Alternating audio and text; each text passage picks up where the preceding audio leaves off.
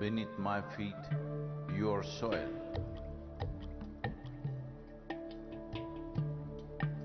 When you rise, you become a tree.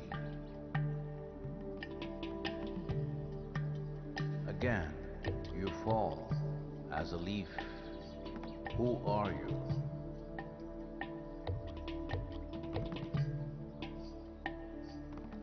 You come up as a crop.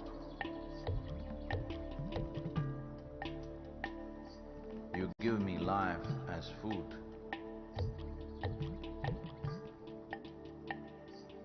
Whether I am alive or dead, you are the only refuge. Who are you? You come as water. You come as milk. You come as honey. Who are you? If I eat, it is soil. If I breathe, it is soil. If I die, it is soil. Oh, my mother, who are you?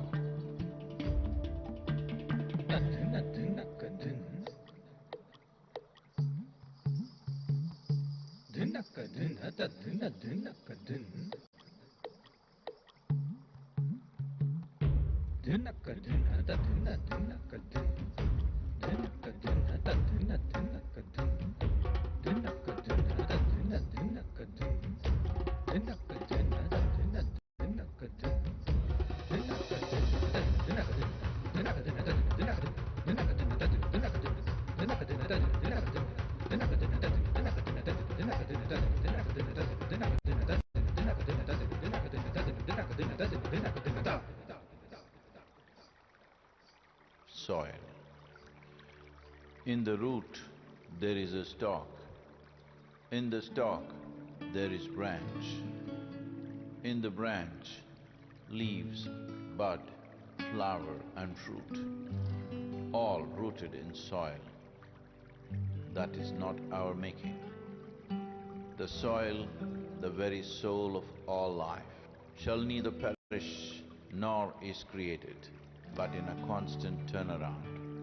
A tree and a termite hill, the rough hide of an elephant and the fine silk of the spider, the beasts that you kill and the people that you love, all a recycle of soil, soil and soil.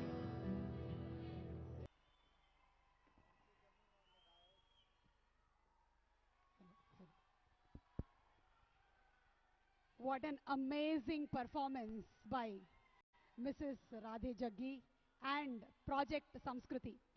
It's so delightful to see these young artists perform and ask the world to unite in this movement, Save Soil. ఈ అద్భుతమైనటువంటి performance మీరందరూ హృదయపూర్వకంగా enjoy చేశారు అన్న దాంట్లో సంశయమే లేదు. మీ చప్పట్లే దానికి నిదర్శనము. And now, let's welcome the versatile duo who need no introduction, singers Ram Miryala and Mangli, extending their support for the historic Conscious Planet Save Soil movement.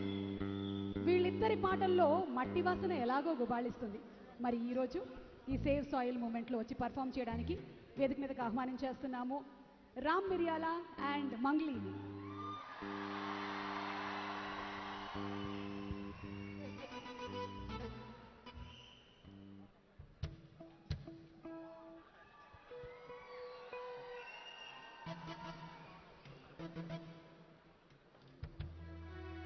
అందరికీ hello check hello hello hello hello hello వస్తుంది hello hello hello hello thank you. అందరికీ నమస్కారం. Sadhguru, namaskaram, Sadhguru. Thank you so much for coming to Hyderabad. Thanks a lot. మీరు చేపట్టినటువంటి ఈ save soil అనే గొప్ప మహోన్నత ఉద్యమంలో మేము కూడా పాల్గొనడం చాలా చాలా చాలా సంతోషంగా ఉంది. మా అందరితో వీళ్ళందరూ కూడా పాల్గొనడం చాలా సంతోషంగా ఉంది సద్గురు. నాకు మహాశివరాత్రి రోజు అన్నారు మీరు మట్టి మీద పాట రాయాలి రాసి పాడు అని చెప్పి సేవ్ సాయిల్ మీద. సో రాయించడం జరిగింది. మాటల తిరుపతి అన్న రాశారు, నేను పాడతాను Sadhguru. Thank you so much, thanks allot.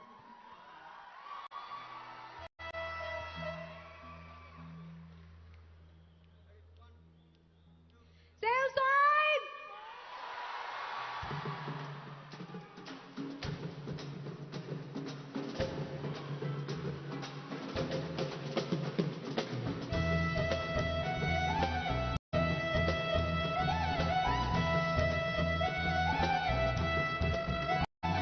la la la la la la la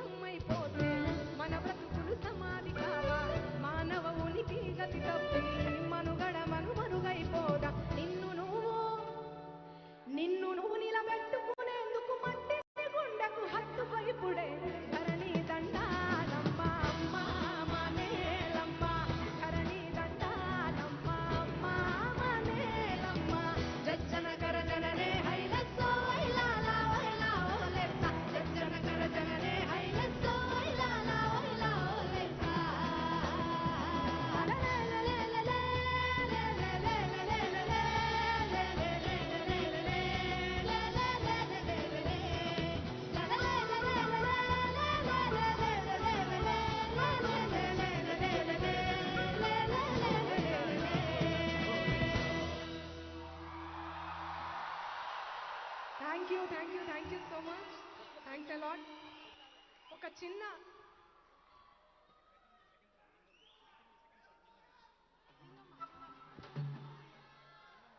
మొన్న సద్గురు ఒక సాంగ్ పాడారు, విన్నారా అందరూ? అది హిందీలో, మనం తెలుగులో చిన్న ఏదో నాకు నచ్చి శ్యామన్నతో రాయించుకున్నా, నచ్చింది, నాకు పాడాలనిపించింది ఎందుకో సద్గురు ముందు. చాలా బాగా పాడారు సద్గురు మీరు. సో మీ అందరి కోసం, నిన్ను నన్ను కలిపిన బంధం మట్టిదిరా మనుబంధం, పంచిన ఒడినే మరిచామంటే మన పుట్టుకనే ఇక వ్యర్థం,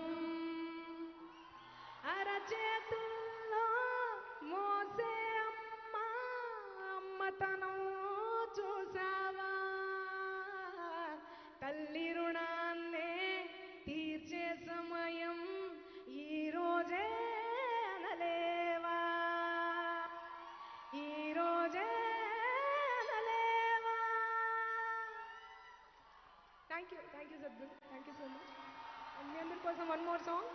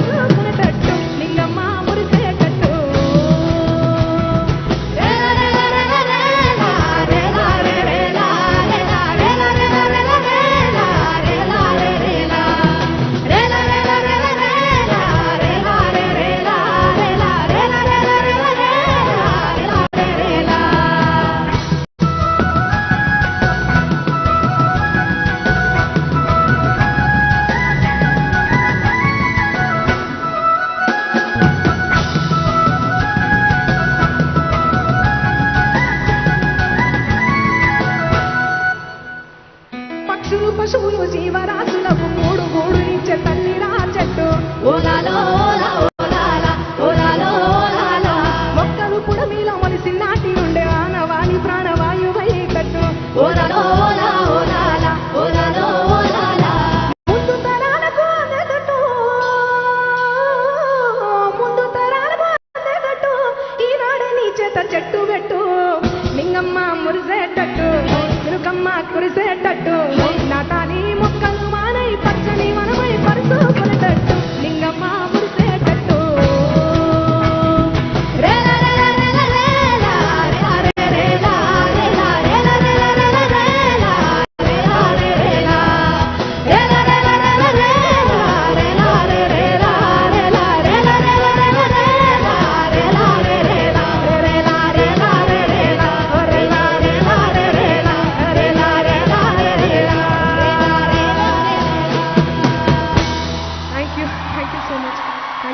Sadhguru, and thanks a lot. Thank you, Mangalu. Thank you.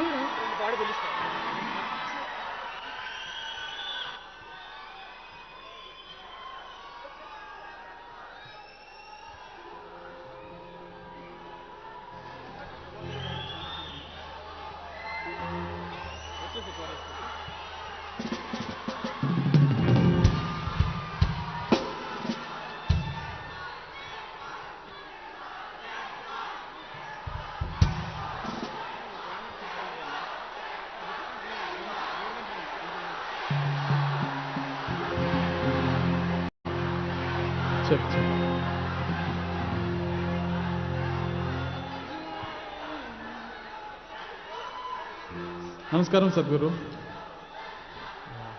పెద్దలందరికీ నమస్కారం. సో మట్టికి ఏ విధంగా అయితే మనం రుణం తీర్చుకోలేమో, సద్గురుకి కూడా రుణం తీర్చుకోలేము for whatever he's doing. Sadhguru, thank you so much for what you're doing for us. పాట విషయానికి వస్తే,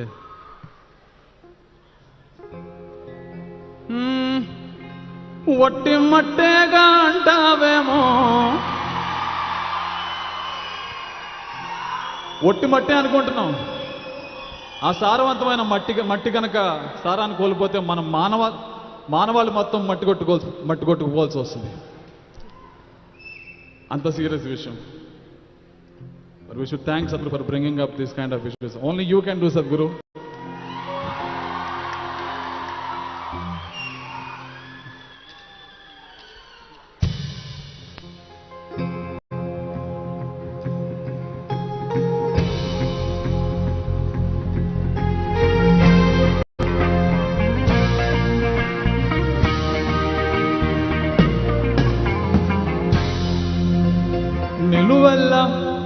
నిలువెల్ల పురుడోసుకుని నేలమ్మ పసిరి పైరు కన్నది, చెట్టు సేల పుట్టలతో జీవుల మనుగడకు అనువైనది, పురుగు పుట్ర సేరికతో సారం మట్టికి తోడైనది, పశుల పక్షుల తోడుగా జీవం నేలపై పారాడింది. ఒట్టి మట్టేగా అంటావేమో, మనుగడ పుట్టేది గిట్టేది మట్టిలోనే గదరా. మట్టేరా పుట్టుకకు ఆధారం, మోసేది నివారం, అన్నమయ్య కలిగించే మమకారం. మట్టేరా ప్రాణమున్న బంగారం, జీవకోటికి గర్భం, వట్టిపోని గుడ్డలను తీర్చుకోరుణం. మట్టేరా పుట్టుకకు ఆధారం, మోసేది నివారం, అన్నమయ్య కలిగించే మమకారం. మట్టేరా ప్రాణమున్న బంగారం, జీవకోటికి గర్భం, వట్టిపోని గుడ్డలను తీర్చుకోరుణం.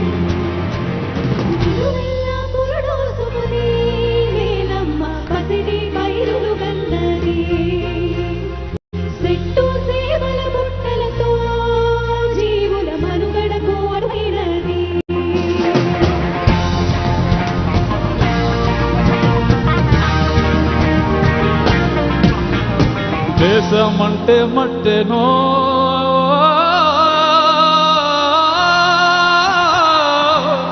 దేశమంటే మట్టేనో, మట్టి లేకుంటే మనిషి ఎక్కడో, కారం లేని మట్టిలో నువ్వు సాగట్లా సాగిస్తావో.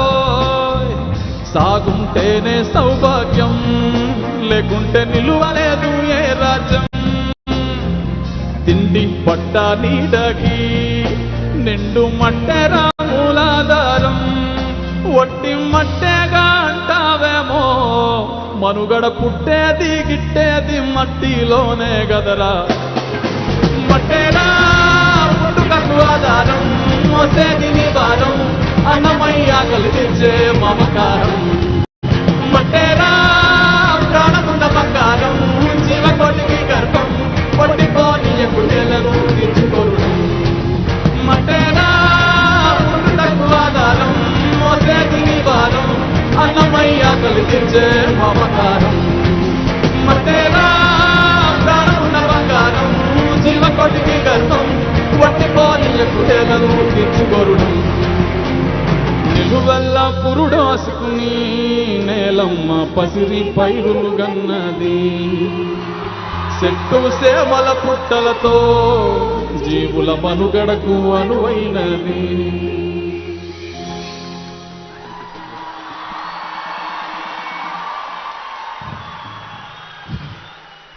ప్రకృతి పచ్చగా ఉంటే మనం ప్రకృతితో మమేకం అయిపోయి బతకగలిగితే ఎంత ఆనందంగా ఉంటుంది, ఎంత అందంగా ఉంటుంది అనేది గోరెటెంకన్ గారు రాసిన ఒక పాట, మువ్వ అందులో అనే ఒక పాట. సో ప్రకృతిలో మనం ఎలా ఇమిడిపోవచ్చు, ఎలా కలిసి బతకచ్చు అనేది ఈ పాట సారాంశం. చాలా గొప్పగా రాశారు గోరెటెంకన్ గారు. I sing that.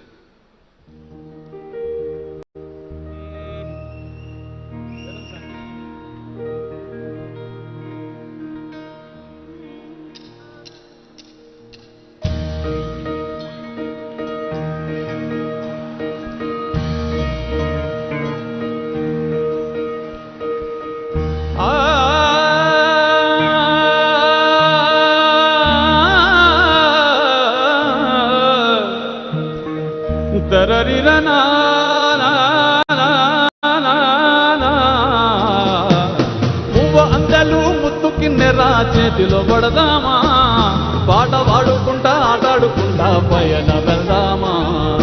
మువ్వ అందలు ముద్దు కిన్నెరా చేతిలో పడదామా, పాట పాడుకుంటా ఆటాడుకుంటా పయన వెళ్దామా.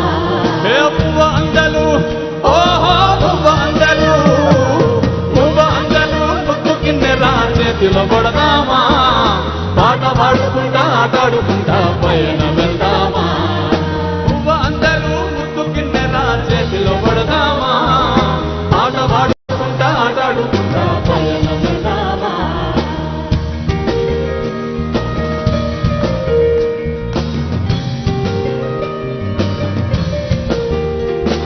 ఏ కోరెంక పువ్వా, ఓహో కోరెంక పువ్వా, కోరెంక పువ్వా కుంపులోనే ఒదిగిపోదామా, సర్రంగ చెట్ల నీడలోనే ఆడుకుందామా. కోరెంక పువ్వా కుంపులోనే ఒదిగిపోదామా, సర్రంగ చెట్ల నీడలోనే ఆడుకుందామా.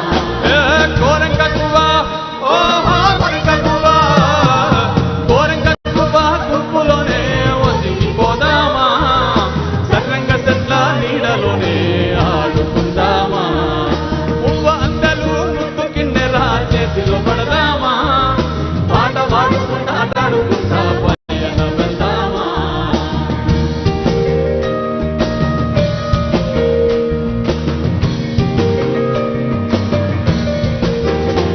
ఏ చెట్టు గుట్ట, ఓర రాజ చెట్టు గుట్ట, చెట్టు గుట్ట పుట్టలతోని చెల్లిమిసేద్దామా. ఓ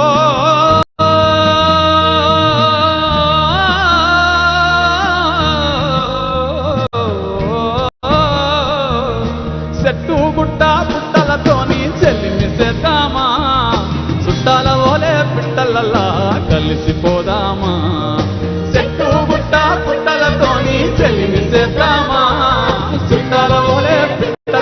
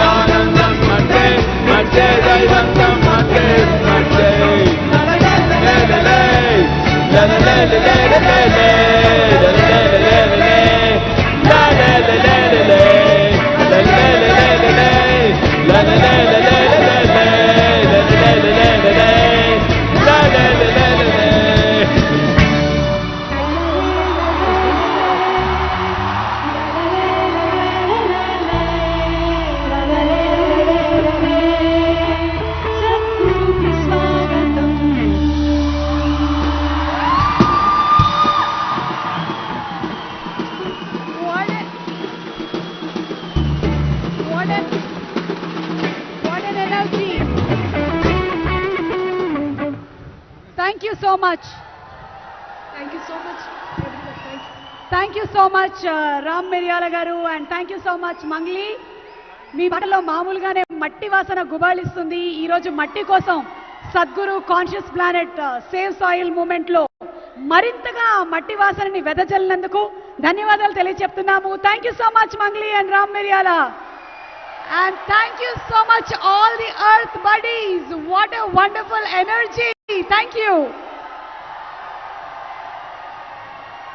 సద్గురు హైదరాబాద్ రీచ్ అయినటువంటి ఈ శుభ సందర్భంగా జరుగుతున్న ఈ సేవ్ సాయిల్ ఈవెంట్ లో భాగంగా ఇక్కడికి విచ్చేసినటువంటి honourable minister for agriculture Shri Niranjan Reddy గారిని సాదరంగా వేదికపైకి ఆహ్వానిస్తున్నాము. May we request our honourable minister for agriculture Singireddy Niranjan Reddy garu to please come on stage and address the gathering. వారిని వచ్చి మాట్లాడవలసిందిగా రిక్వెస్ట్ చేస్తున్నాము. మంత్రివర్యులు మీరు మాట్లాడిన తర్వాత అప్పుడు సద్గురు గారు వేదిక మీదకి రావడం జరుగుతుంది. ముందుగా మినిస్టర్ నిరంజన్ రెడ్డి గారిని వచ్చి మాట్లాడవలసిందిగా రిక్వెస్ట్ చేస్తున్నాము. మీకు ఘన స్వాగతం పలుకుతున్నాము. Thank you so much Telangana government and thank you so much agriculture minister. Thank you.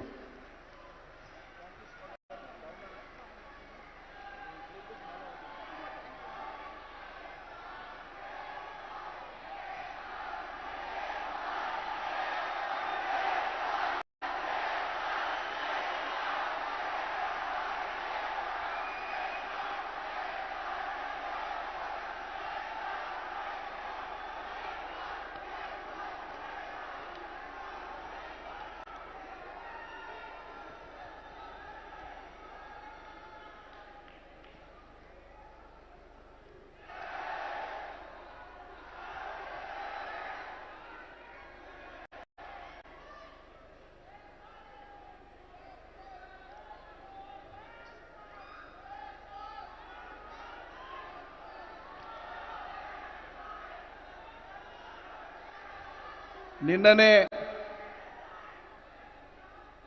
Telangana రాష్ట్రాన్ని ఈ నేలను ఋతుపవనాలు తాకినాయి. ఈ నేలను వర్షం ముద్దాడింది. ఈ తెల్లవారుజామున ఈ సాయంత్రానికి సద్గురు గారు హైదరాబాద్ నేల మీద కాలు పెట్టినారు.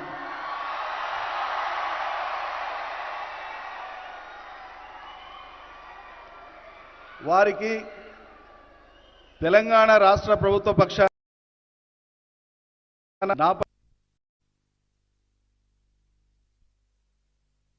రైతన్నలందరి పక్షాన నా సహచర మంత్రివర్యులు సోదరులు సభలో ఉన్నటువంటి గౌరవనీయులు శ్రీ శ్రీనివాస్ గౌడ్ గారి పక్షాన, స్పోర్ట్స్ చైర్మన్ వెంకటేశ్వర రెడ్డి గారి పక్షాన, ప్రకృతి ప్రేమికులు విద్యార్థికులైనటువంటి మా మిత్రులు వేదకుమార్ గారి పక్షాన, ఈ సమావేశంలో సభలో ఉన్నటువంటి వేలాది మంది పక్షాన వారికి హృదయపూర్వకంగా నేను స్వాగత సుమాంజలి తెలియజేస్తూ నమస్కరిస్తూ, మీ అందరికీ నమస్కారాలు తెలియజేస్తూ, పెద్దలకు, పర్యావరణ హితులకు, భూమి పుత్రులకు, ఈ నేల బిడ్డలకు,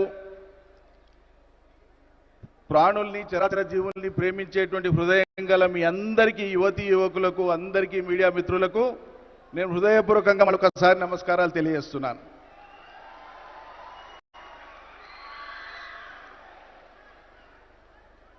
సద్గురు దీక్ష ఒక మార్గదర్శనం చేసేటువంటి సంకల్పం. ఈ తాత్విక ఆలోచనలు ఈ తరంతో పాటు భావితరాలను ప్రభావితం చేస్తూ రాబోయే తరాలకు కూడా దారి చూపించేటువంటివి. మేము మీ విశ్వాసాలను ఈ అంశానికి సంబంధించినటువంటి విషయంలో, ప్రత్యేకంగా సేవ్ సాయిల్ విషయంలో ముమ్మాటికి ఏకీభవిస్తూ అనుసరిస్తూ ఉండేటువంటి వాళ్ళము, ఆచరిస్తూ ఉండేటువంటి వాళ్ళం.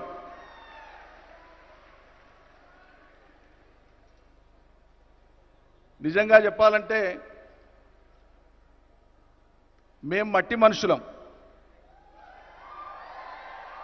తెలంగాణ బిడ్డలము, తెలుగు బిడ్డలం, మట్టి మనుషులం. మాకు మట్టితో ఉండేటువంటి అనుబంధం చాలా గొప్పది. ఈ మట్టి కోసమే మా పెద్దలు, మా పూర్వీకులు, మా ముందు తరాల వాళ్ళు అలుపెరగని పోరాటం చేశారు. ఈ మట్టిని రక్షించుకోవడం కోసమే, ఈ మట్టి మీద నిలబడి జీవనాన్ని కొనసాగించడం కోసమే, ఈ మట్టిని కాపాడుకోవడం కోసమే. మీ అందరికీ తెలుసు, ప్రకృతి మానవాళికి అందించినటువంటి ఒక అపురూపమైనటువంటి కానుక, సహజమైనటువంటి సంపద మన నేల, మన భూమి, భూమి ఉపరితలంలో ఉండేటువంటి నేల.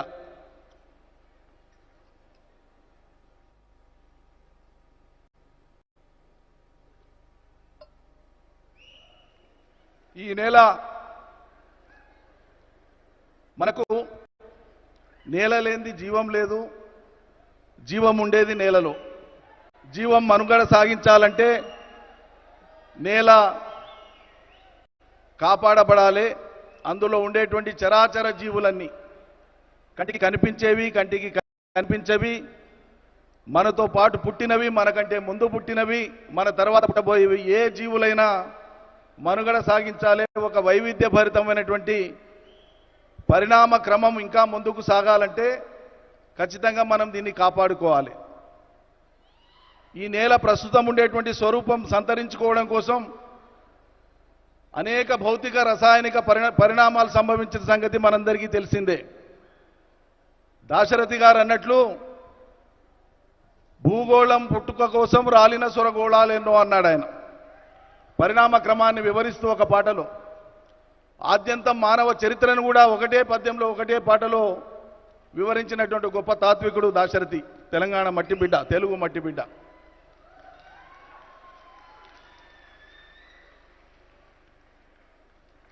పరిణామ క్రమంలో మనం చూస్తున్నటువంటి ఈ నేల, ఈ మట్టి జీవానికి యోగ్యమైనటువంటిది. ప్రాణులకు యోగ్యమైనటువంటిది, పంటలకు యోగ్యమైనటువంటిదిగా మట్టి మారాలి, ఒక్క పొర మారాలంటే 600 సంవత్సరాల కాలం పడుతుంది.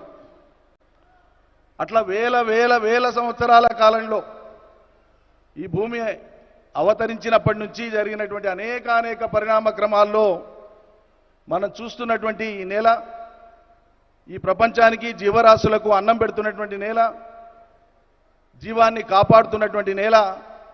మరి ఈ నేల కాలగమనంలో ప్రత్యేకించి మన దేశంలో తీసుకుంటే దాదాపు ఇప్పటికే మనకు ఉండేటువంటి భూమిలో ఒక 30% భూమి ఎడారీకరణ జరిగింది.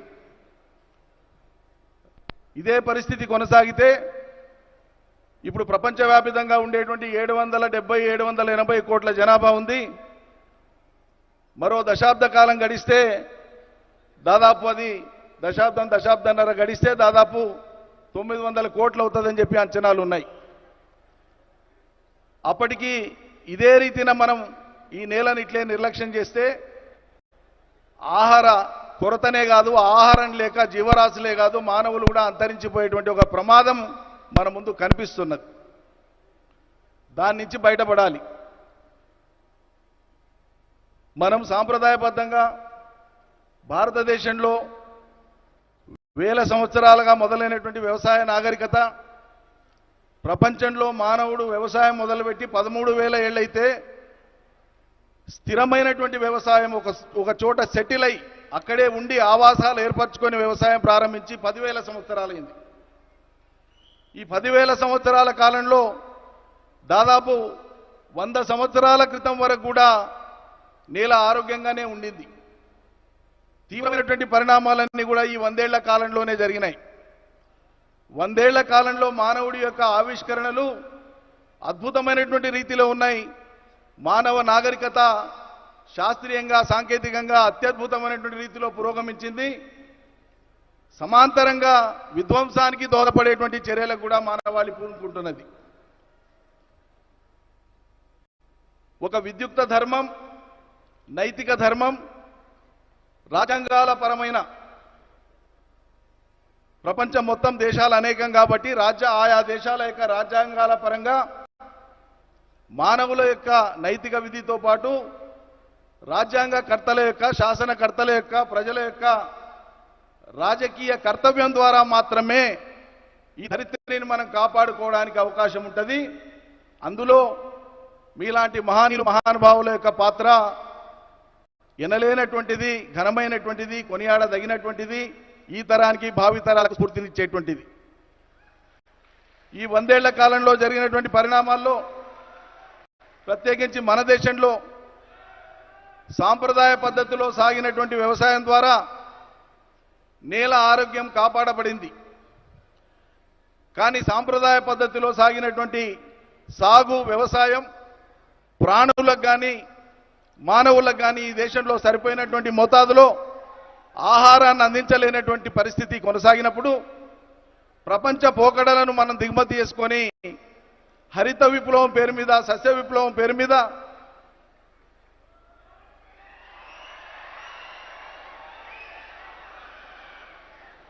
మనం మితి మించినటువంటి సేవ్ సాయిల్,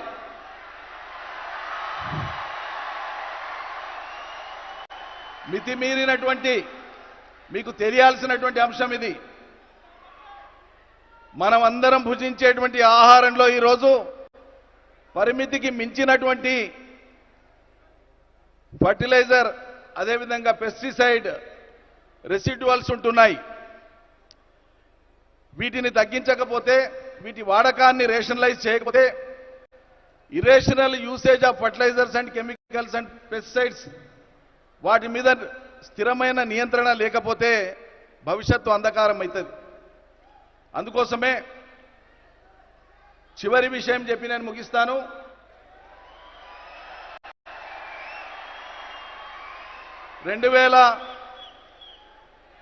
విద్యార్థికులైనటువంటి వాళ్ళు మీరందరూ కూడా దృష్టిలో పెట్టుకోవాల్సింది, గమనించాల్సినటువంటి విషయం, ఒట్టి కేరింతలతో కాదు, విషయం కూడా అర్థం చేసుకునే ప్రయత్నం చేయాలి.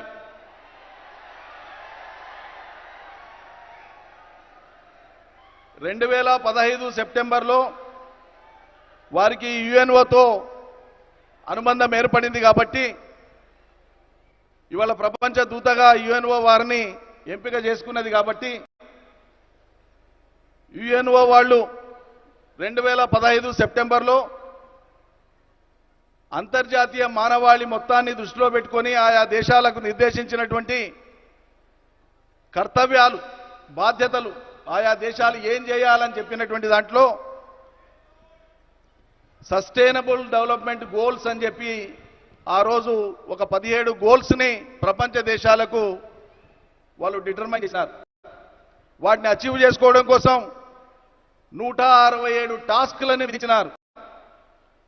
అందులో భాగంగా ఆ 17 గోల్స్లో ప్రధానమైనటువంటివి ఈ ధరిత్రిని కాపాడుకోవడం, నేలను కాపాడుకోవడం, పర్యావరణాన్ని కాపాడుకోవడం, పచ్చదనాన్ని పెంచడం, అవిద్య లేకుండా చేయడం, పేదరికం లేకుండా చేయడం, శుద్ధమైన నీళ్లు ప్రపంచ మానవాళికి అందరికీ అందేటట్లు చేయడం, యుద్ధాలు లేకుండా చేయడం, ఇట్లా అనేకమైన అంశాలు ఉన్నాయి. ఇది 2015 సెప్టెంబర్లో ప్రారంభమైంది. కానీ 2014 2 జూన్కు ఏర్పడినటువంటి తెలంగాణ రాష్ట్రం అంటే అంతకంటే ముందే ఏడాది పైచిలకు ముందే ఏర్పడినటువంటి ఈ రాష్ట్రంలో తొలి కేబినెట్ సమావేశంలో తీసుకున్నటువంటి నిర్ణయాలు అవి ప్రకృతిపరమైనటువంటివి.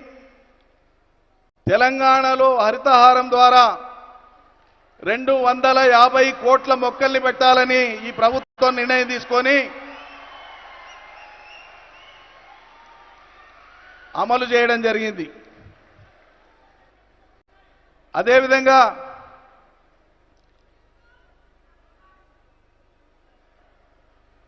నీటి వనరులను సంరక్షించడం కూడా నేల ఆరోగ్యాన్ని కాపాడడానికి తోడ్పడేటువంటి అంశం. నీరు లేని నేల మళ్ళీ ఎడారిగానే మారుతుంది, అది ఇంత సారవంతమైందైనా.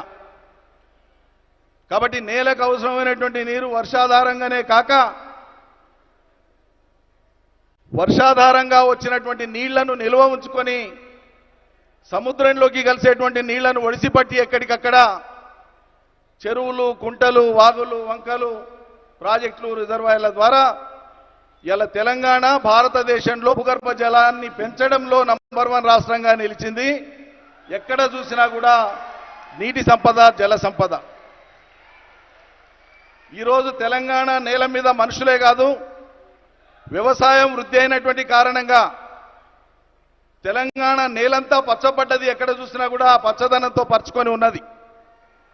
అదేవిధంగా తెలంగాణలో పశువులు కానీ, గొర్రెలు కానీ, ఇతర జీవ సంపద అయితే లైఫ్ స్టాక్ అంటామో మనం, అది సుమారు ఇవాళ 2019 లెక్కల ప్రకారంగా 5 ఏళ్లకోసారి పశు గణన జరుగుతుంది. 2019 లెక్కల ప్రకారంగా 3,26,00,000 జీవాలు ఉన్నాయి ఇవాళ తెలంగాణలో. ఆ జీవాల వల్ల జరిగేటువంటిది అవి నేల మీద సంచరిస్తూ వాటికి దొరికిన ఆహారాన్ని భుజిస్తూ వాటి మలమూత్ర విసర్జన ద్వారా భూమి సారాన్ని పెంచేటువంటి ప్రక్రియ కూడా తెలంగాణలో జీవజాతులు తోడ్పడుతున్నాయి. ఈ విధంగా రాబోయే తరాలకు ఈ నేలను కాపాడుకోవడం ద్వారా ఒకటి ఆహార భద్రతను, 2 మంచి పర్యావరణాన్ని అందించేటువంటి బాధ్యత మనందరిది. ప్రపంచ ప్రఖ్యాత ఆంథ్రోపాలజిస్ట్ ఎన్రిక్ సాల్మన్ చెప్పినటువంటి విషయం, మనం బంధం జీవులం అంటే మనుషులమే కాదు, అన్ని రకాల జీవులతో మనకు బంధం ఉంది, అనుబంధం ఉంది అన్నటువంటి దృష్టితో మనం గాలి పీలుస్తున్నాం, అవి కూడా గాలి పీల్చుకుంటున్నాయి, వాటి గాలి మనం పీల్చుకుంటున్నాం, అవి జీవించాలి, మనం జీవించాలనేటువంటి ఒక సిద్ధాంతంతో, కారుణ్యమైనటువంటి భావనతో, కంపాషన్తో ఈ భూమి మీద మానవుడు ఒక్కడే కాదు హక్కుదారుడు, సమస్త జీవజాతులని హక్కుదారులైనటువంటి విధంగా భావితరాలకు ఈ సందేశాన్ని తీసుకొని పోవాలి. దీన్ని మనం అందరం ఆచరించాలని చెప్పి మనవి చేస్తూ, తెలంగాణ ప్రభుత్వ పక్షాన మీ యొక్క ఫౌండేషన్ చేస్తున్న కృషికి మేము అనుబంధంగా ఉంటాము, తోడుగా ఉంటామని చెప్పి ప్రకటిస్తూ మీ అందరికీ ధన్యవాదాలు అర్పిస్తూ ముగిస్తాను. జై తెలంగాణ. జై Bharat.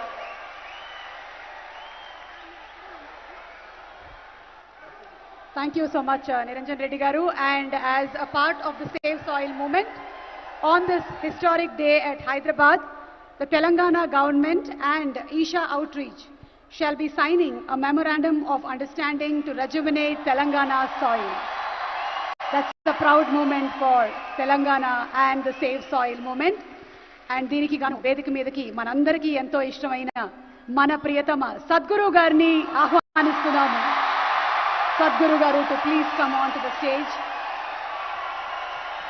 and requesting our Agriculture Minister Niranjan Reddy Garu to exchange the Memorandum of Understanding between the Telangana government and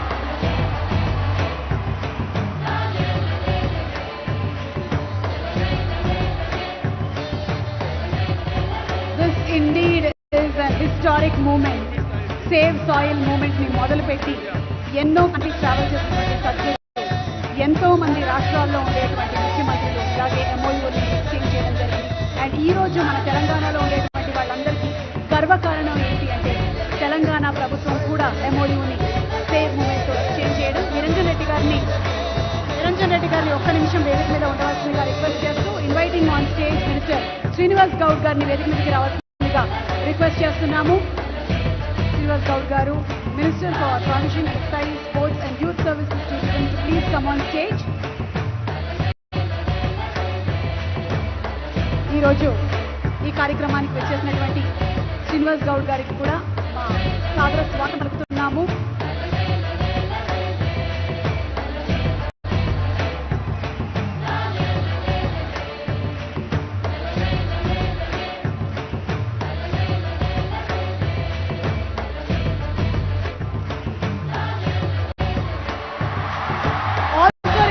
Everybody to hold your placards, Save Soil. మీరు చేయగలిగింది మీ social media pages, Twitter, Insta, FB ఎక్కడైనా సరే ఈ message మీరు share చేయండి. మీ companies లో కూడా మీరు ఈ మెసేజెస్ ని షేర్ చేయండి. Address the cause and be earth buddy. Let's join hands together for save soil. మట్టిని రక్షించండి, అది మనల్ని రక్షిస్తుంది. మట్టి లేకపోతే మనం లేము. Thank you so much Niranjan Reddy garu, thank you so much Srinivas Goud garu, అలాగే వచ్చిన తదితర డిగ్నిటరీస్ అందరికీ కూడా థ్యాంక్ యూ చెప్తూ, the conscious planet, the save soil movement is an effort to save our planet soil from extinction. As occupants of a shared planet, are we going to be regretful or a responsible generation? What are we going to be? A wonderful, responsible generation, aren't we? So here's presenting to you a video that explains the science behind the Save Soil movement. Please orient yourself towards the screens, please. And here we have the video that explains the science behind the Save Soil movement. We are talking about climate change, carbon emissions, and global warming and various other aspects. But we are not addressing soil. Soil is the habitat upon which zillions of lives thrive. Once there is no richness in soil, then you have forsaken the planet in many ways. Every responsible scientist in the world and the UN agencies are clearly saying we have only 80 to 100 harvests left. That means approximately 45 to 50 years of agricultural soil left on the planet. By 2045, we will be producing 40% less food than what we are producing right now, and our populations will be 9.3 billion people. The food shortages that could manifest in the next 25 years, the consequences of that is unimaginable. Civil wars will unfold across the world once there is food shortage. What we are facing now is soil extinction. Why is soil becoming extinct? Where is it going away? What is happening to our soil? We must understand, if you add organic content to sand, sand will turn into soil. If you remove all organic content from the soil, soil will become sand. In normal agricultural soil, the minimum organic content should be between 3 to 6%. The most minimum is 3%. At least this minimum to keep the soil alive, to keep the soil as living soil is a must. Agricultural soils across the world, the depletion is so heavy. In most countries, more than 50% of the topsoil is already gone in the last 100 years. The nutrient levels have dropped significantly. The level of micronutrients you would get from your food in early 20th century to what you are getting from the same food now has dropped 90%. If you ate one orange in 1920s, what you got from it? Now in 2020, if you have to get the same, you will have to eat 8 oranges. This is what we have done to our food. Soil is the biggest ecosystem on the planet, and so few people know anything about it. 1 teaspoon of healthy soil probably contains more microbes than there are people on Earth. The microbial life in the first 12 to 15 inches of topsoil is the basis of our existence. It is this magic beneath our feet which has produced the life that we are. This first 12 to 15 inches of soil is the basis of life for 87% of life on this planet, including you and me.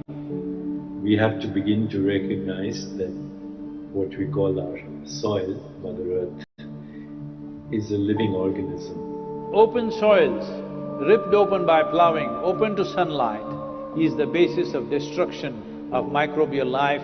So the focus should be on agriculture, the focus should be on seeing that land is under shade as much as possible, some kind of shade, grasses, herbs, bushes, trees. So it's extremely important that soil regeneration is enshrined in the policy of every government on the planet.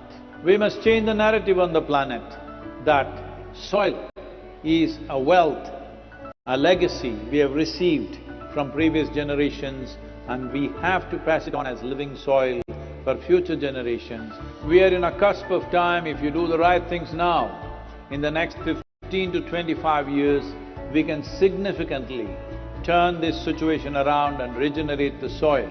But if we allow this to progress like this for another 30 to 40 years, after 40 years if we attempt this, then it could take 150 to 200 years, because that much loss of biodiversity would have…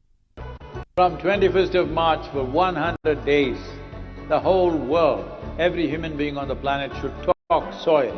We must hear the word soil, save soil everywhere, to see that the narrative on the planet changes towards the most vital aspect of our life, the soil. Each one of you should reach as many people as you can to make this happen. As a part of this, to activate support from the citizenry to assure the governments long-term investments will be appreciated. I'm 65 and I'm riding 30,000 kilometers, a lone motorcycle journey, 30,000 kilometers across 24 nations.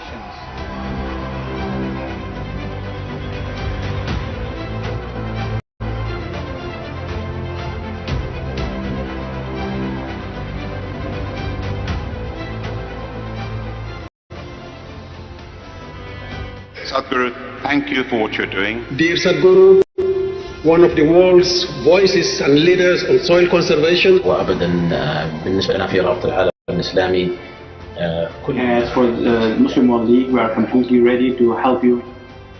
You've inspired me to think about soil very differently. I love what you say, that we're all part of the solution and we all have a role to play.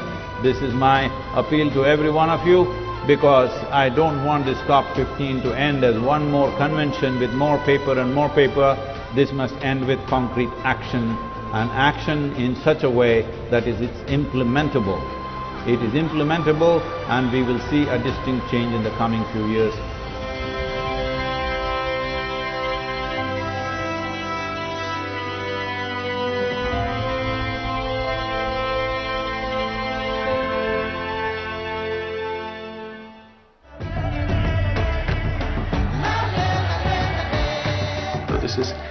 a perfect confluence of how we see things and the importance of the soil. Save the soil.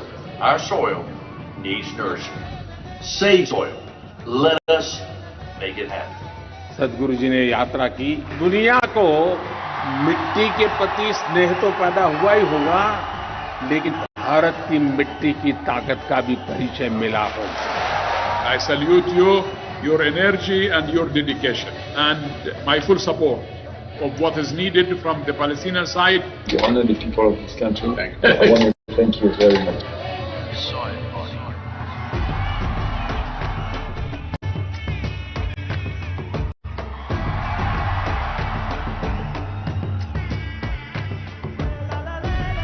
And the movement that you have taken up, I could not expect any more God's blessing than that.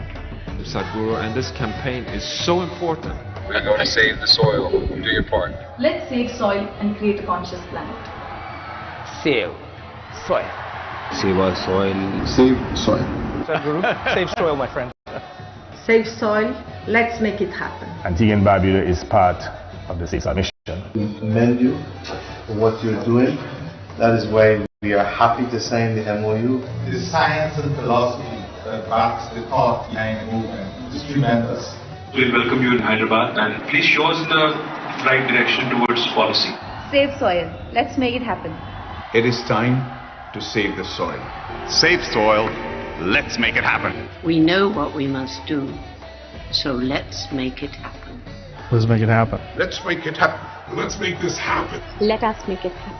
Let's make it happen. Let's make it happen. Save soil. Let's make it happen. Soil is not our property. It's a legacy that's come to us from previous generations, and we must pass it on as living soil for future generations.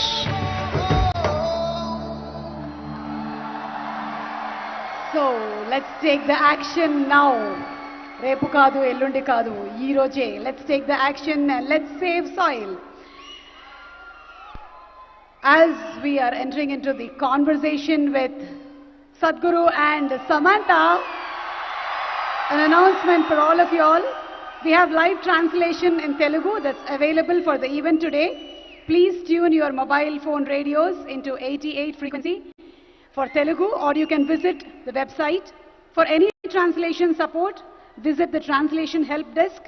We would also like to thank our sponsors.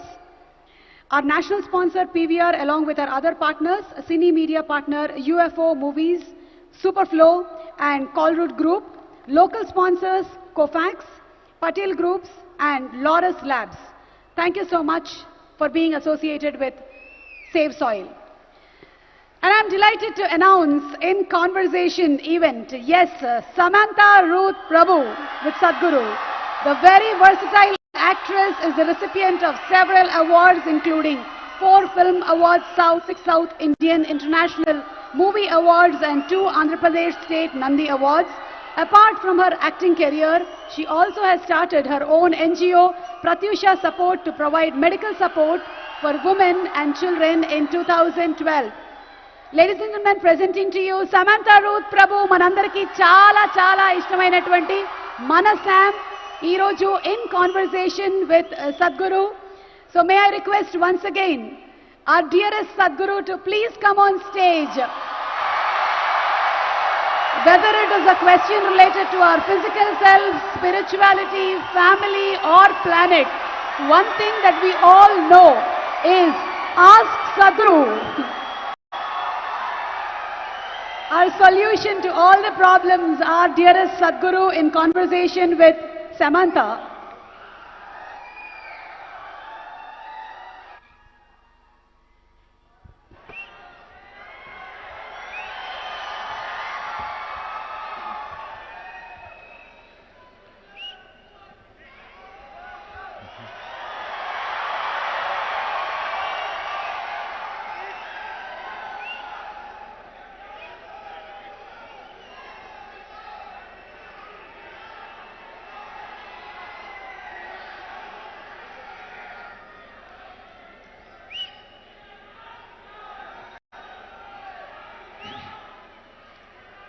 Kalo na janati tava jananam kalo na janati tava samapanam drushto maya tava mahakarah yogeshwara kala kala yogeshwara kala kala. Namaskaram.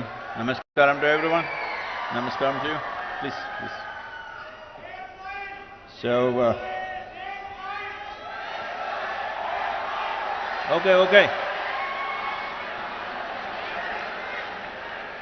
Don't tell me, huh? You need to tell the world.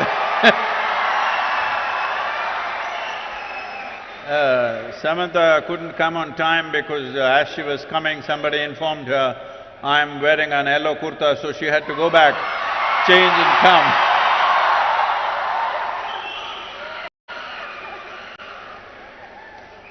Good evening, Sadhguru. It is absolutely an honor. Her volume up, please. It's absolutely an honor to be in your presence. I don't usually carry cue cards, but you know, when you talk, you have the tendency to make people freeze, and I might forget my name, so better safe than sorry. Welcome back to Hyderabad. Thank you. The 94th day of your motorbike tour to save soil. 562 events, 26,000 kilometers. I'm just tired saying it. Don't you ever get tired, Sadhguru?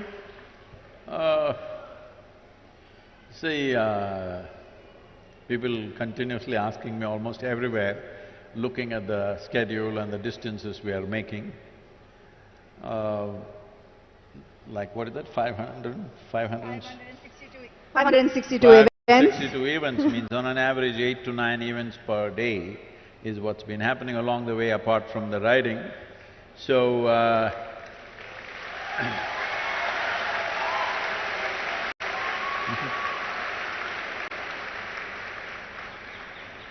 so continuously, almost in every nation, this is a question, how do you manage this? I must tell you, I was riding towards Bucharest and I was to reach there at 7 o'clock, and 7 o'clock there was a television interview. But weather got very bad and the road What is that? Can't hear?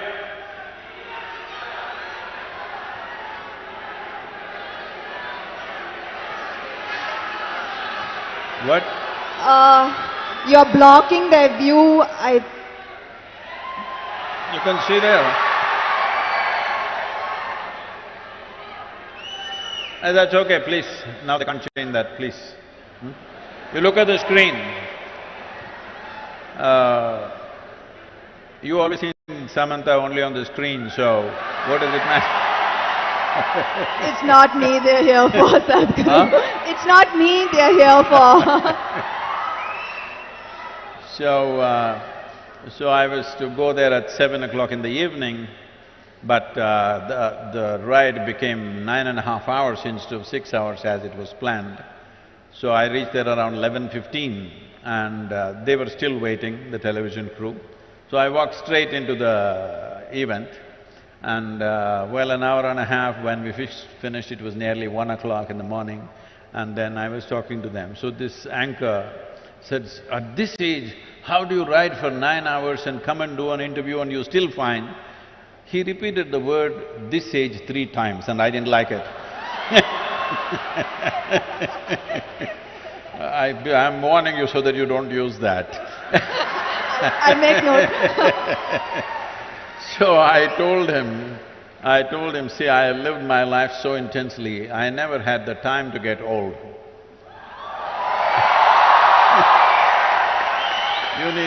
You need lot of time to get old. Where is the time to get old?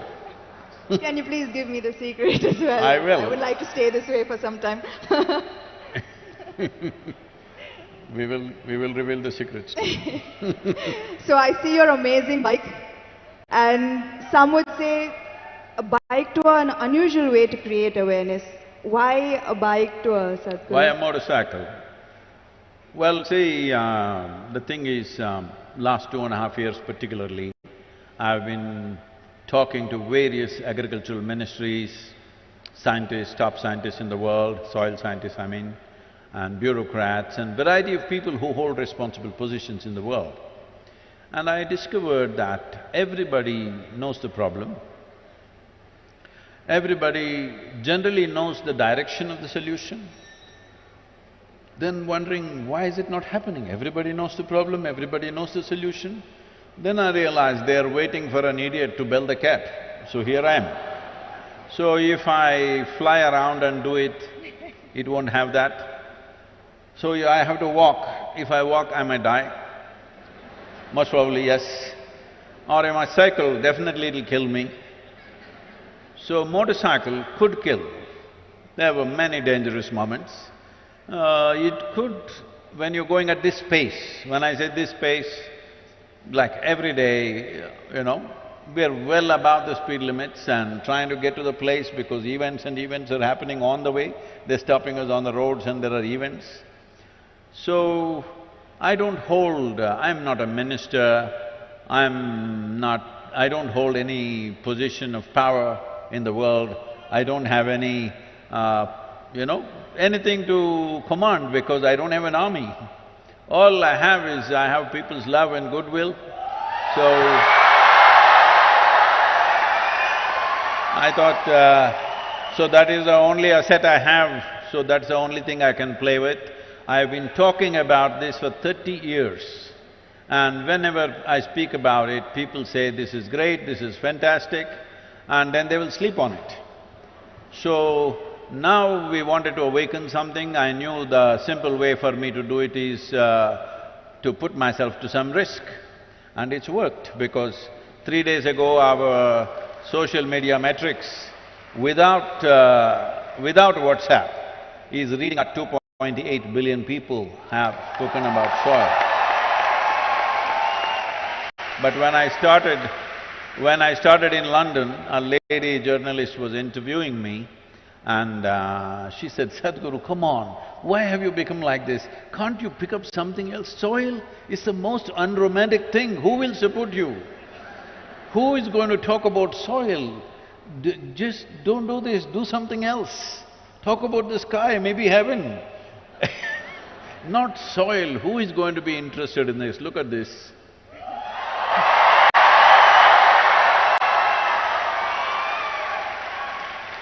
There is this constant question about river water being wasted to the ocean, Sadhguru. So, is there a way that we can save it? See, the river water must go to the ocean. On the way you can drink, you can irrigate your lands a little bit, you can use it, but river water must go to the ocean. This is a very wrong concept which a lot of states are unfortunately taking. If the river water does not go, enough river water, I would say in ideal conditions minimum 50% should go.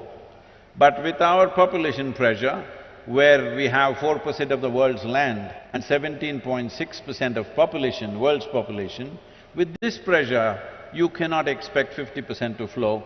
At least 25% of the river water must flow into the ocean. Why? India has 7,600 square kilometers of coastline. So along this coastline, there's an ecosystem which is semi-marine kind of ecosystem. It's a completely different ecosystem than the marine ecosystem and also different from the river water itself, because it's a meeting and mingling of these two different types of waters. If this buffer goes away, then marine ingress will happen. Marine water will start percolating into the soil and coming in. You know from Tamil Nadu, 80 kilometers inside, marine water has come right now in Tuticorin region. Just 15 years ago, it was all sweet water. Today all the wells are salt water. People have vacated the whole villages you will see ghost villages, completely empty villages, all locked homes, and they've left because there is no sweet water anywhere. Up to 100 kilometers it can come. If all the rivers, if you use it up inside for human, whatever you want to call it, human reproduction, I would say. If you use it up like this, then up to 100 kilometers marine ingress can happen. 7,600 kilometers coastline, 100 kilometers means you would have lost 1/3 of the nation. This is about the same size of land that you partitioned with Pakistan and Bangladesh at one time in 1948. That's how much land you will lose once again if rivers don't flow into the ocean.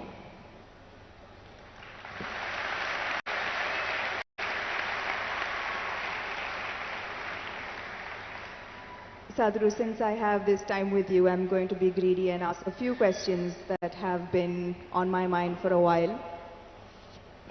Personally, I love to visit places of worship. I believe in a higher power, in good energy, in karma. But there is a counter viewpoint that religion divides us. What is the purpose of religion in our lives today, and how would you answer an atheist who says that the world would be a better place without the divisive policies of religion? I very much agree with that. Because of the way we are propagating it today. See, most religions that you know today, in its infancy, started as spiritual processes, as a quest for human being to know something beyond just eating, reproducing, sleeping. Beyond that, because there's a longing. This is not taught to you, there's a natural longing within you. See, if you're struggling for food, food will be the only thing. If you're struggling to have a shelter, that'll be the only thing. Suppose everything you want is just provided today, then suddenly you wonder, why am I here? What is it? So there is a longing to know. A human being cannot simply say, I don't want to know anything, I will just eat well and live well. It doesn't work, because your intelligence is evolved into a certain place where without asking a question you cannot exist. So when I say without asking a question, question means a quest. Question is just a tool to dig deeper into something, whatever you wish to know. But right now, all religions started with this question. But today, most religions have come to this place, you cannot ask a question. If you ask a question, you're dead.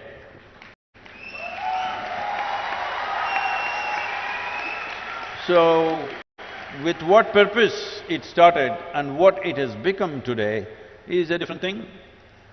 So, we need to make a distinction between religion, religious process and spiritual process. It has become necessary today to do this, because today, religion means belief. You believe this and this, then you belong to this religion. If you believe that, you become that religion. So when you say, I believe something, it's like this. How many of you here believe you have two hands? All of you just raise one hand. If you believe you have two hands, do you believe you have two hands, or you know that you have two hands? You know. If somebody starts an argument with you to prove that you have no hands, if their argument becomes too overwhelming, one slap in the face. He knows you got hands. This happens in the movies.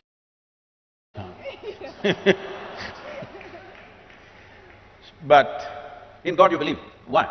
Because you're still not even straight enough to admit what you do not know as I do not know.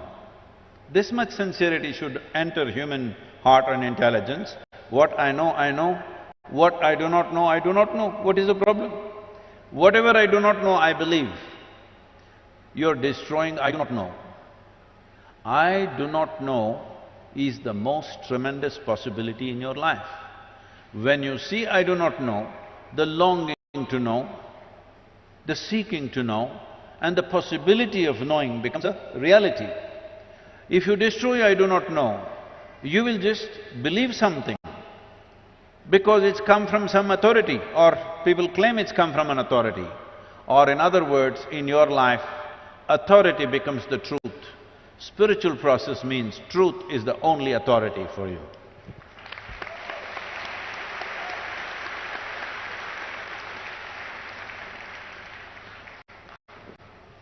Another question that has been on my mind lately is how much of one's life is a result of their past karma?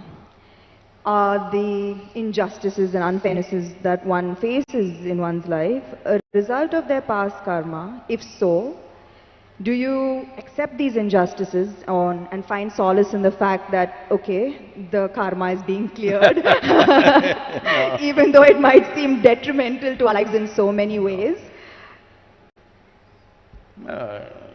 Samantha, you're old enough for this. I'm not saying you're old, I said you're old enough.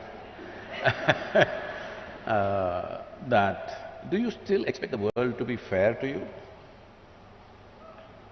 That's why I'm asking this question. Can I blame it on my past karma is what I'm asking. I want the world to be fair to me is a schoolgirl question. By now you should know the world is not fair. It will not be fair to you. But if you dig deep into yourself and have a taste of life, not a taste of your thought and emotion, the taste of life that you are, then you will see life is not just fair, it's just fantastic. So, do you want fair life or fantastic life? You must decide.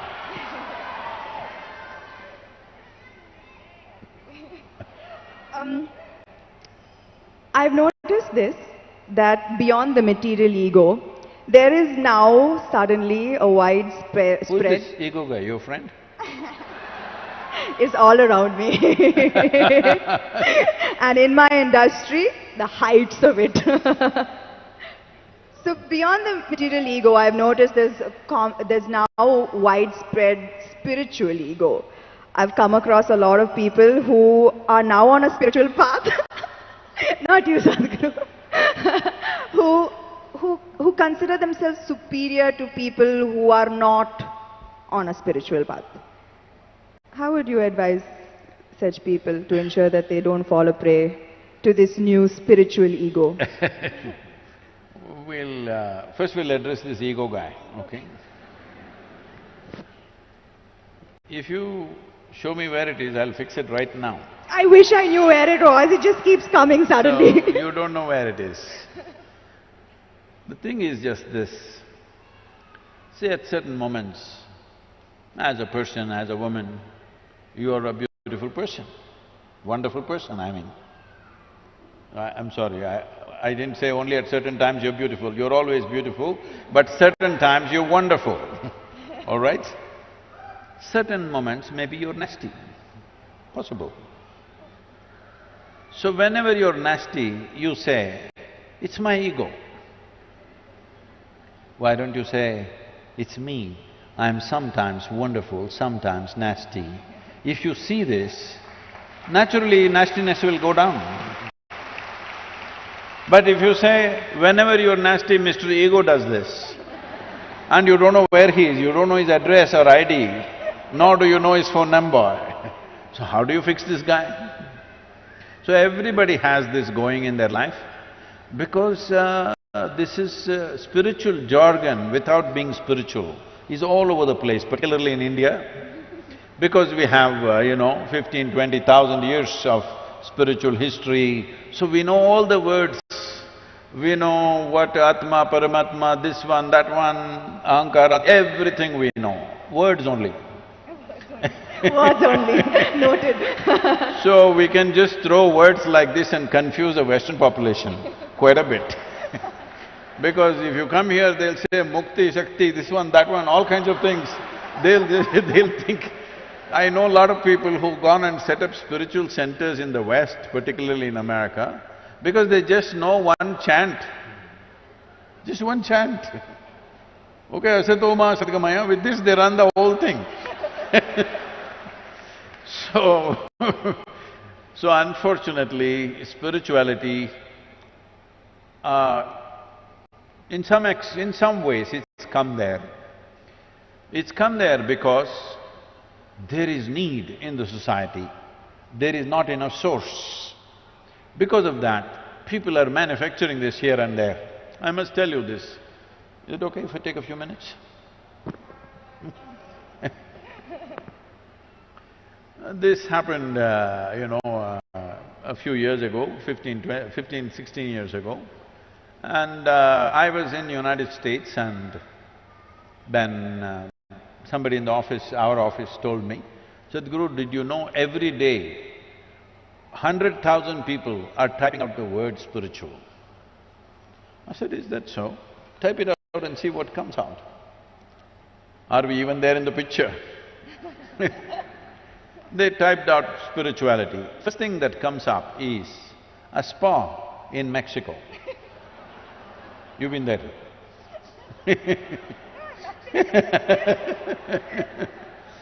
And the next thing that comes out is a call girl in Northern California.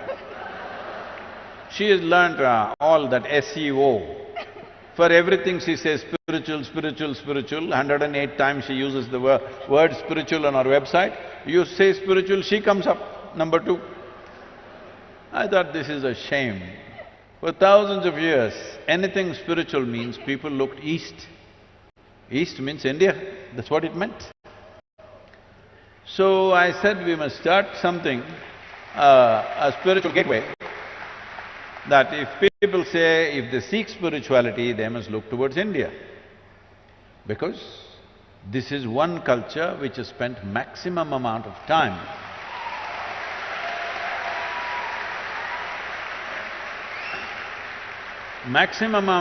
exploring human consciousness and the mechanics of what a human being is, how this functions on the surface and its very core. How does this function? What can we do about it? This has been explored. I'm not saying this out of my Indian origin, I'm saying this after looking at the world closely, that nowhere else has it been looked at like this. So, I said, we must start a spiritual gateway, India, the spiritual gateway. As a part of this, I thought, till then, I must tell you this, till about 15 years ago, I had not met a single guru in this country. I just did not meet, I was just busy doing my own work. I never thought I had to go and look for somebody, I had never been to any other ashram anywhere. And then I thought, okay, let me make an attempt, then I started making phone calls. They all received my call pretty well, and then I started visiting some people and started putting together. We had one meeting with 125 gurus. We made this thing that nobody talks about their philosophy. You keep your philosophy, this is just a meeting. This is just about how to enhance your ashram or your yoga center, whatever you have, how to enhance the quality. We will teach you management, we will teach you branding, we will teach you how to make a website, we will teach you how to present yourself to international community. Your philosophy, we don't touch, you don't touch mine, I don't touch yours. You do your own thing. Because that is the beauty of this culture, that it can exist in hundreds of forms, thousands of forms, and it's okay with us. So when I went about doing this, well, I met many wonderful people, but at the same time, at least 60 to 65%, it hurts me to say this, I found that if I walk into an airport or a golf course, I meet better men than in the so-called spiritual centers. Because it's full of jargon, no heart, no depth, no profoundness, simply one chant, one nonsense, one philosophy that they read somewhere. It's going on like this. This needs to change. So to bring this profoundness to people, as people get closer to me, I get harder and harder and harder. Those who are very close to me, I am bloody cruel. Yes, because just to bring integrity into spirituality is so hard. Because the moment they get spiritual, little, like you said, you're calling it spiritual ego, I call it spiritual airs. They get spiritual airs, air bubbles get in their head. Suddenly they start acting funny, they start saying things that don't exist, they start talking about nonsense that nobody understands. If you speak something, whatever nonsense you speak, people in front of you must understand, otherwise why the hell are you speaking? Because the purpose of speech is to make somebody understand what you're saying. No, if I say something that you don't understand, I become big, you become small. This is rubbish. This is going on for too long. So everybody quotes a book, it all looks like, we are right now talking about earth buddies. We are creating an earthworm image, we're trying to create an NFT. We've over 40,000 images we have created, we will release it shortly. We'll gift you one earthworm, okay? Now, these are all bookworms who fell out of a book. These bookworms were important when there was low literacy in the societies. Only one man in the village could read the book, suddenly he was very valuable. Now everybody can read, what is the point you reading a book to me? If you have something to say other than the book, you tell me. If you're going to read a book, what is the point? When I was in graduation, when I was in the university, I made an agreement with the teachers, I will not come and bother you with my questions. Just give me attendance. I will stay out. Because if you go there, from the first moment you go there, first attendance, that's the only interesting thing. And after that, they're just reading some notes and everybody is writing down. Those days, fountain pens, kara kara kara kara, it makes noise. I don't like it. As I say, if everything is in that book, give it to us, we'll photocopy it and give it back to you. I don't have to come, you don't have to come. I have many interesting things to do in the town. I don't know about you, but I have many interesting things to do in the town. I don't have to sit here and write down, I can photocopy this. So they didn't want me, so I said, give me attendance. Only once a month I went there to check my attendance, whether they were keeping the deal. I sat in the garden outside, okay? Why I am saying this is, when you are also literate, why should somebody read the damn book to you? You read. If they have something to say which no book can say, of course, then you must listen. So, this whole spirituality as a thing, unfortunately, has fallen on bad times, but slowly it is rising because people's longing is increasing. I must tell you this, 40 years ago when I first started the programs, in our engineering programs, in various different forms, 85% of the people used to come to the programs only for health problems. Only 12–15% came to know something. Today, over 90% of the people come because they want to know something, experience something. Only 8 to 10%.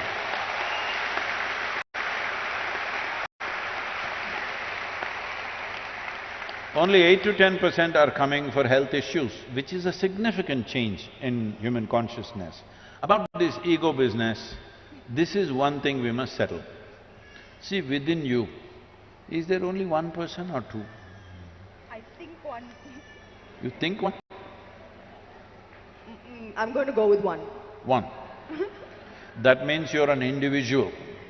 An individual means, the word individual comes from indivisible.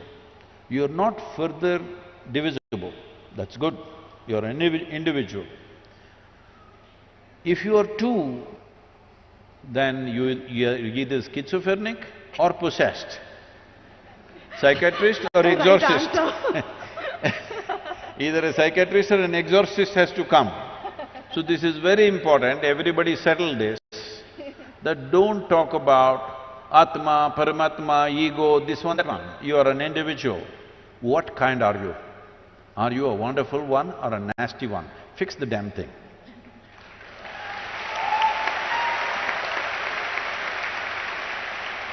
So you're saying, Sadhguru, don't give excuses that, this is me and this is my ego and we are two different… No. You are one and take responsibility for it. If you do that, definitely you will eliminate the nastiness to whatever extent possible. Thank you, Sadhguru. My last question is, there is a criticism that New Age spirituality is for the wealthy and privileged. How would you advise an underprivileged householder who has neither the money nor the time to embark on a spiritual journey, although they are seeking for it? Why is he holding on to a house? You said householder. Yes. Yes. Why are they holding on to a house? You should live in a house, you should not hold on to it. Right now that's their problem. They are holding on to a house. Their whole life is around what they own, what they possess. Obviously, they can't leave the damn place and go anywhere. So the moment your possessions decide the quality of who you are, then you yourself become a material. There's a question there. Ask. I'm sorry, I didn't get the last. No, I'm saying, the moment your possessions decide the quality of who you are, then you will also become a material part. You will not be a human anymore.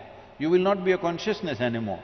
Material is there, things are there, clothes are there, home is there, all this is there. Why? Because if you do not arrange this convenience, every day you will be only struggling for that. You won't do anything worthwhile in your life. Because every day if you have to earn your food, can you think of anything higher, I'm asking? Whole attention will be just on that. The idea of making arrangements for ourselves as it's convenient for us is so that our intelligence, our creativity, our possibilities find expression in life. Every day if you have to worry about where is my food today, then you can't do anything worthwhile. So do not misunderstand possessions as a way of enhancing your life. It is a way of making your life convenient so that you can focus on what you want to do. If you have to earn your dinner from now to dinner time, what can you do?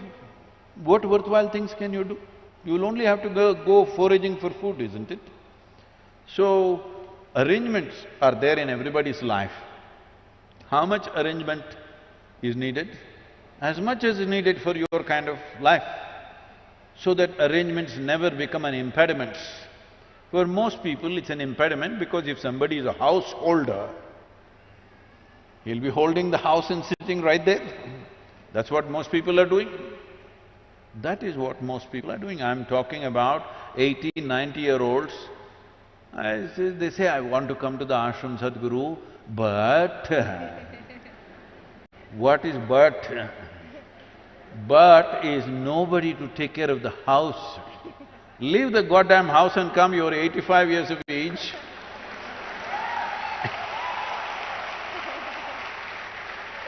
You're holding the house so much that you think it's going to go with you. There's no container service, definitely nobody transports homes.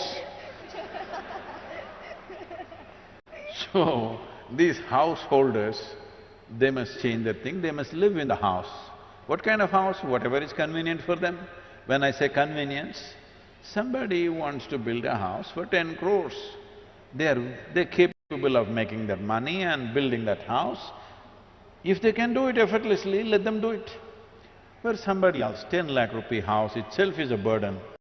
You know, there used to be movies maybe before you came, at least in Kannada, I know, there are movies about, oh, build a house and see, get somebody, your daughter married and see, these are the most difficult things to do in life. Arey, daughter will get married, leave her alone, huh? If you just leave her alone, she'll get married without any expense.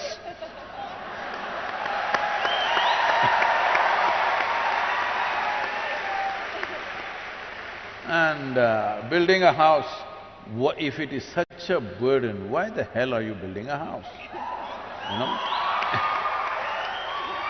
I was in United States and they were asking me, Sadhguru, is it true next time when Jesus comes, he will come in, what is that, Salt Lake City?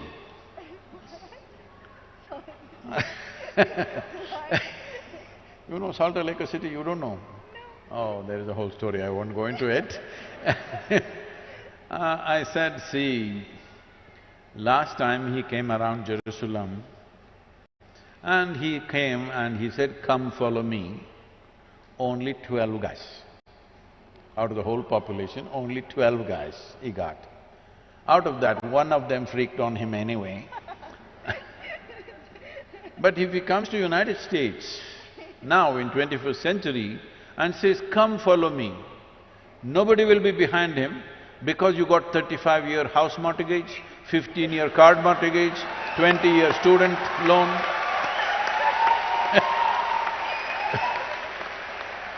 Where will you go? At that time, somebody said, Master, my father is dead, can I bury him and come? That man says, leave the dead to the dead. And you, if he says, leave the bank to the bank, bank will come and catch you anyway. Once you have mortgage, 35 years, 35-year mortgage, what is your lifespan? 10,000 years, is it? I mean, what kind of life is this?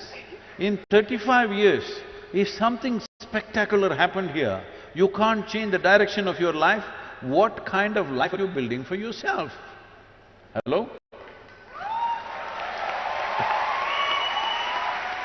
Life should be light and agile. You're going this way because this is all you know right now. If something really spectacular shines here, you must be able to go there. Otherwise, what kind of life is this? So only then, only when you have that freedom, spiritual process will thrive in a given society. So right now when you say, well, instead of householders, let me go to those people who are living in huts, who are struggling for daily food. It will be obscene for me to go to that man or woman who is struggling for daily bread to go and tell, come, let's meditate. I will never do such an obscene act. I will talk about how to get better bread, how to get it, what to do. Because when a human being is hungry, you talking to him of mukti is the worst possible thing you can do. So, this is important that we understand. This is important that we understand that if finer aspects of life has to come alive in a society, basic survival should be taken care of for everybody. Only then it's possible. When large number of people are struggling for survival, finer things won't come. Forget about spirituality, even art, music, fine things won't happen, isn't it? Where is the time to appreciate art? Where is the time to look at finer things? Where is the time to look at a sunrise or a sunset when you're struggling for your food on a daily basis? So it's extremely important. Basic economic well-being has to happen if spirituality has to thrive. And the reason why… you can save that for the end, okay? I'll give you 10 minutes to go on clapping, okay?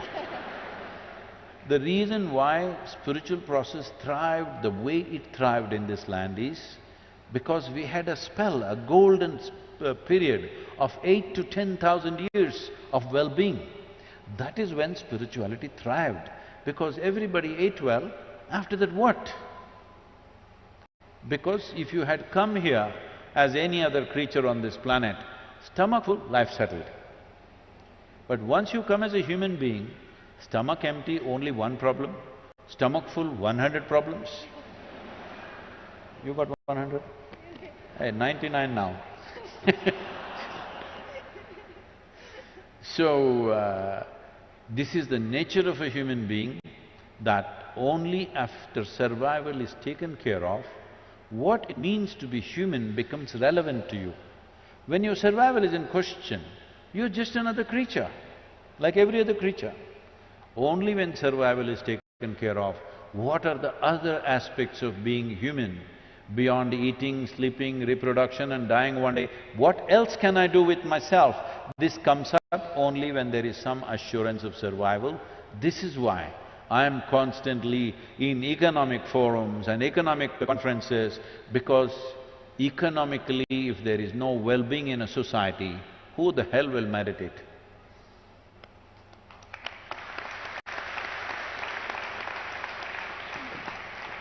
Thank you, Sadhguru, for your time. Thank you so much. You're done? Do we have questions? So I'm making an offer to you, Samhitha, if you get me 25 million people as Earth buddies, I'll give you a ride on the motorcycle. How's that? I mean, I think I can, I can, yeah, I can. Okay, then it's a promise. I'll beg if I have to. So, it can touch 275. Sorry? It is capped at 275. But if you want, I can remove the cap and make it more. Zoom in.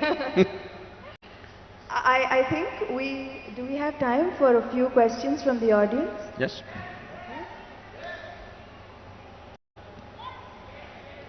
Yes, please. Yes, okay, great. Namaskaram, Sadhguru. Where are you? I'm here, Sadhguru. Where? I'm here, Sadhguru. Yeah, you must say, I am 10 o'clock. 10 o'clock. Yep. Glad to be here, blessed to be here. The question is, why our older generation used to say, whenever you are going to a great guru or someone, don't touch their feet, touch the soil. Don't? Touch their feet, touch the soil, and then you come up. Why you used to say that? I had this question. I did not get that question. Please, if you can repeat. So, elderly people used to say that whenever you visit a great guru, don't directly touch their feet, but definitely touch just the soil before that. They used to say that. So, any reason for that, whether it is related to any save soil movement or spirituality behind it? I agree with these elderly people, because when I'm riding, wherever, there are save soil lineups, a few are formally organized, others by themselves, a few hundred people gathering all over in every state that we are going. When I'm riding, if I ride away fast, they'll feel bad, I don't want to do that. So I slow down. The people who did not get this advice, these guys when I'm riding, they're coming and grabbing my leg. The motorcycle weighs 360 kilograms and they're pulling off my leg like this. They didn't hear this advice. I wish they had spoken more loudly. So, so the thing is, see, to touch a human being, even if it's a child, they must be willing, isn't it? When they're willing, maybe you can hold their hand, maybe you can hug them, maybe you can touch their feet. Depending on what type of relationship, accordingly people can do different things between human beings. Otherwise, in this culture we told you this. Now, lot of people have become half English in this country. They don't know why hands are shaken. Even in India, everybody grabbing everybody's hands and doing like this with both the hands. You need to understand this handshaking came because of the cold in England. It's so cold, when you hold hands, you don't do that in 40 centigrade.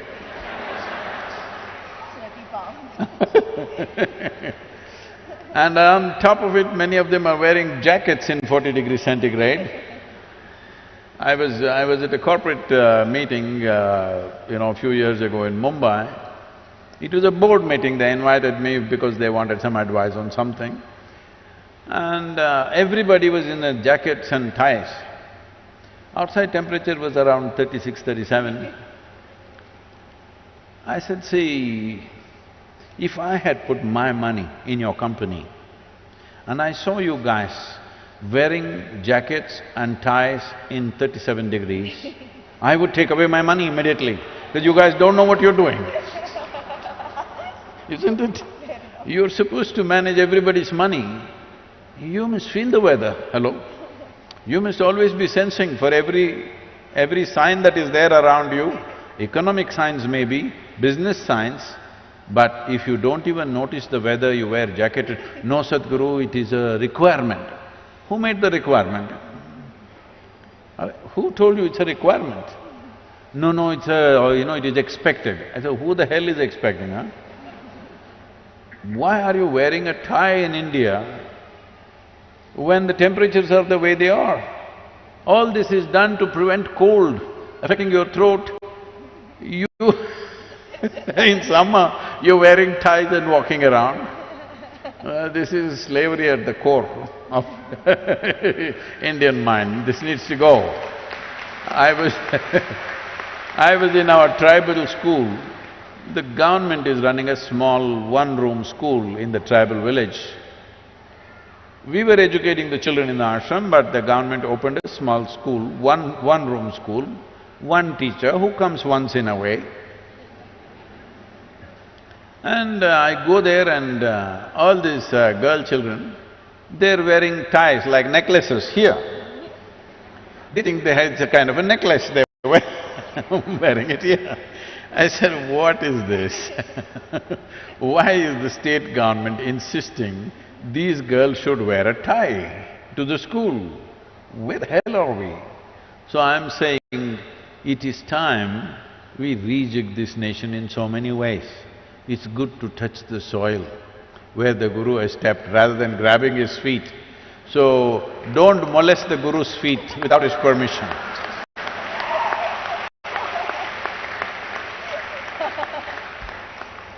It's molestation, hello? Oh God.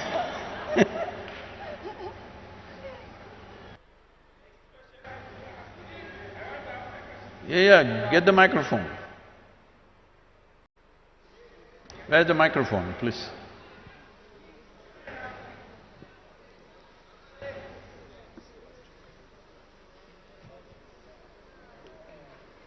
Hello Sadhguru, my name is Hiatal. I have this question that I don't have any followers. How do I make them so that I can ride on your motorcycle?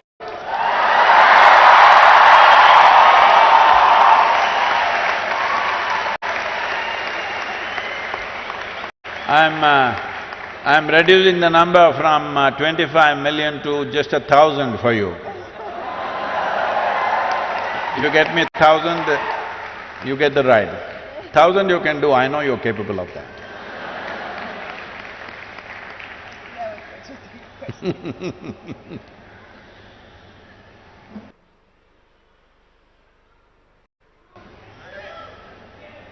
Somebody is torturing the child, please take care of the child, please.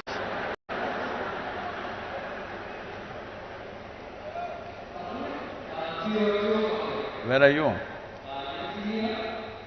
Okay. Yeah. Hi Sadhguru, this is Anup Kumar Yama here. I'm the world champion gold medalist in Arjunavadi in roller skating.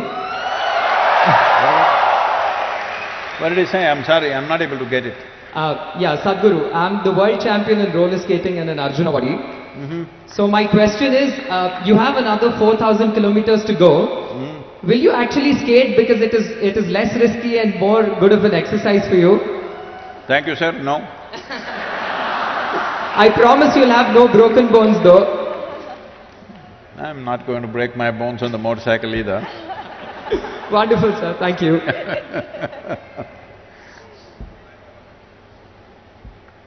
I told you it's capped at 275. What are you capped at?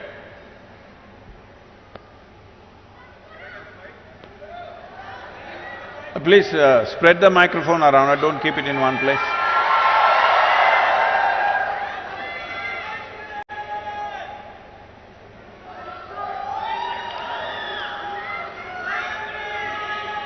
Do this quick. Where is the microphone, please?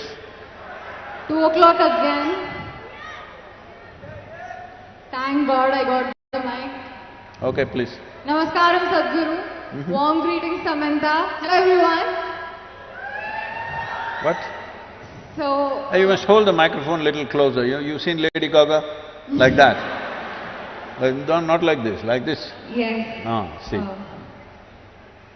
Sadhguru, my question is, why is there a difference in the receptivity level when spiritual seekers when spiritual gurus speak?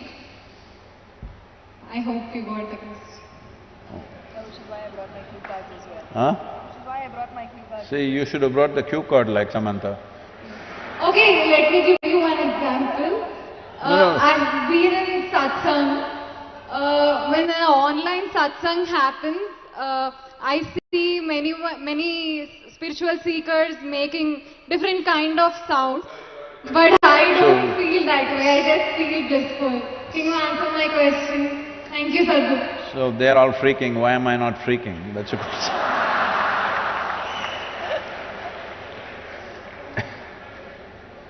So, see, do not look at spiritual process as something different from life process. If two people eat the same food, both of them will not get the same level of nourishment. This is a fact. Same food, if two people eat, one person what they get out of it, another person what they get out of it is at a different level. Why is that so? That is the way you have kept yourself.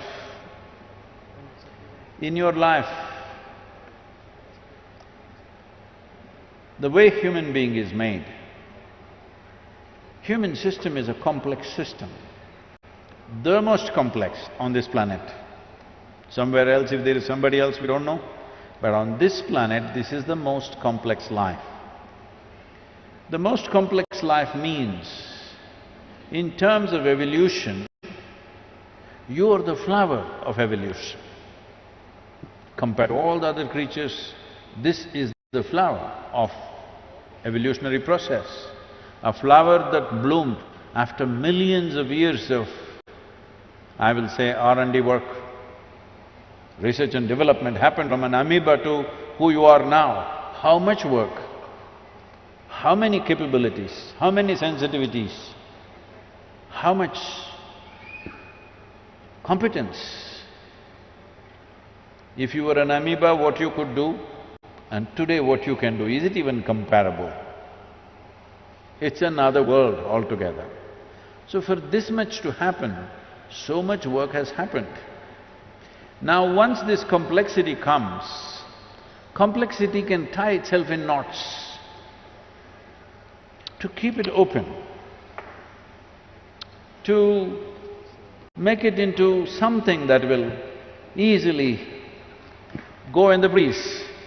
If this was little damp, it wouldn't go. If it is little knotted, it wouldn't go. It has to… if the breeze comes, it must fly. But that is not happening to many lives because they've knotted themselves up. Why do they knot themselves? See, I don't know how old you are. By the time… you don't go till 18 these days. By the time you're 16, 17, you're looking for a bond. When bond ages, it becomes a bondage. Why are you looking for bondages? Because you're afraid of freedom. Freedom is a terrible thing. Anything can happen to you. Hello? Freedom is a terrible thing because anything can happen to you. People come to me and say, Sadhguru, please bless us, nothing should happen to me. Say, what kind of blessing is this? Let everything happen to you, huh? Let everything that can happen in life happen to you. What is it? Nothing should happen to you means you must be dead. Why are you even alive? So essentially, this is a hangover from the past. Right now, human being is in that state. Like if you kept a bird in a cage for many years and one day you took away the door. But the bird just sits there because food comes there, it's safe, it need not do all this nonsense. Lot of work. Hello? Flying is lot of work, isn't it? Simply you can sit there and do kiki, pee, pee, pee and eat. That's what most human beings are choosing to do. What is safe? Householders, holding on to the house because it's safe. I'm not against your house. You need a house as a human being, you can't sleep under a tree. You need a house, but you should live in the house, not holding it. In your mind, if you're holding on to it, then you are a caged bird. As I told you, I know people who are 80, 90 years of age, they can't come for 3 days, they want to come desperately. Sadhguru, I want to come and be in your presence. They come, what is the problem? But my house… You are not a householder, house is holding you. So, like this you hold on to many things because you don't know. You are in the middle of nowhere, I want you to grasp this. Right now you're in the stadium, it's okay? Actually, if you look at it, you're on a tiny little mud ball that you call as planet Earth.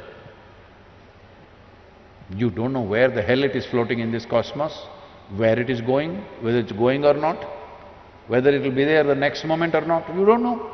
Do you know? Hello? Does anybody know, I'm asking? No. Does any scientist know? Does somebody else know? Nobody knows. But here we are sitting and fine, out of ignorance, not out of knowledge. Simply we think we are fine, we are forever. Don't worry, everything will be okay, don't worry, be happy, all kinds of stuff. No, the beauty of life is to know all the possibilities and still not to be perturbed or disturbed by that. Not knowing anything and you're okay, that's okay for a child. If you stay that way, we call you a retard. Yes, I know it's a harsh word to use, but that is the case. Because keeping yourself ignorant and thinking you're innocent is a retarded way of existence, isn't it? Hello? Am I saying harsh things to you? I'm like this, I'm horrible only, what to do? Because I'm not here to say sweet things and put you to sleep. I'm here to awaken people.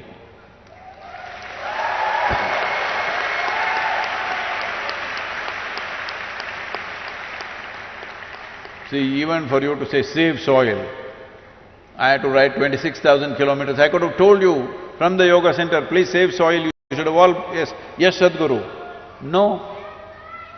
30 years I've spoken, nothing. Now coming away, I'm glad you have. So, it's not just about that. The important thing is, you're always trying to hold on to something. If you sit on this chair for 3 days, this is chair holder. Anything that you touch sticks to you. If… I want you to imagine yourself, because right now it's happening mentally. Let's say it happened physically. Oh, this is my vessel, it got stuck to you. This is my chair, it got stuck to you. This is my person, got stuck to you. That is my brother, my sister, my wife, my husband, everybody got stuck to you. What a heap of mess you will be. Physically imagine what all is stuck to you in your mind. If it was all stuck to you physically, how terrible a life it would be. And that's what is happening. Because of that, nothing penetrates, everything you're like a stone wall. So if you have to become like breeze, that everything should flow through you, you should be available to life all the time, there is some work to do. If you simply fall in love with everything, it will happen. But that is a little confusing because your idea of love is again to possess somebody. Hello? Yes, isn't it? See, love means they must belong to you. No, that's not how it is. Love means what you love you must liberate, isn't it? Hello? No? So, if you love the life that is here, because that's all that's here, you must liberate it. This is why mukti is not a concept that somebody made up. This is the innermost longing. But that longing is in many ways suppressed on a daily basis, talking about safety, talking about security, talking about sanity, talking about doing the right thing in the society, your duty, your nonsense. You suppress the mukti or the longing for mukti, which is not a teaching or a philosophy, it is the deepest longing. If I keep you imprisoned in a 5x5 cubicle, you will want to become free desperately, isn't it? If I release you into a 10x10 cubicle, you'll feel wonderful for 2 days. Then you'll feel this is a terrible prison. If I release you into 100 by 100 cubicle, you'll feel this is fantastic for a week, and then you'll feel terribly imprisoned. It doesn't matter where I set the boundary. The moment you realize there is a boundary to my life, there is something within you longing to break that boundary. This is the longing for mukti. It is not a concept, it is not a philosophy. This is the life's most innate longing, is to become free. But freedom is a terrible thing, because anything could happen to you. So you bind yourself. Even if you bind yourself, it still happens to you. Life is not going to spare you, it still happens to you. It's like somebody asked me, Sadhguru, some of my friends say they function really well. When they drink alcohol, when they smoke marijuana, they become very creative, they become very effective. Yeah, that guy also. All this. So I said, see, nobody becomes better, nobody functions better by lowering their faculties. It is just that they become less ashamed of doing things clumsy.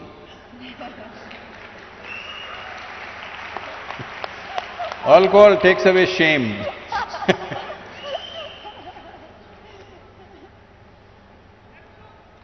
Anybody, please take the microphone, whoever. Namaskaram. Namaskaram, Sadhguru. Boo, boo, boo. Here. 1:15. 1 o'clock. 2 o'clock. 2 o'clock. Okay. Namaskaram, Sadhguru. As we all know that early centuries, our India is in Vishwaguru position. So you are roaming all around the world. So I would like to know what is the position of our country in the world. What is it? Oh, wait. What is that Vishwaguru position? Who the hell is listening to you? Who the hell has been listening to you to call yourself a guru in the world? Okay. Hello? You think the world is listening to India? Yeah, before that, many we have listened about it, that Vishwaguru is our India. So I would like to know what is the position of our country in the world. Okay. So, we must… yes, in the past, people have respected this nation for the wisdom and knowledge that this land exuded. As I said earlier, that is mainly because we were protected by two geographical features of the day. One is the Himalayas, another is the Indian Ocean. It is because of this we called ourselves Hindus. Himalaya and Indusagara, between that, the land that lies is Hindu land or Hindustan, because we got protected by this. Everywhere else, across Europe, Central Asia, warlords were fighting constantly, raping, looting, burning each other's habitations. But we were in a peaceful place because they couldn't cross Himalayas, nor did they have the means to cross the Indian Ocean and get here. Once they managed to cross Himalayas, after that you know what happened in the last 1,000 years, all right? So, because of that kind of protected geography, we invested in science, mathematics, music, spiritual process in a very big way. But at the same time, we did not produce fighting men. For that we paid the price. Now we have realized that and doing whatever we are doing, it's fine. So, yes, it is true at one time anything spiritual, anything profound means look towards India was a natural process. But I don't think we have that right now. We must gain it once again because we still have the possibility, we still have the fundamentals for that. We have the fundamentals, but we have to build on it.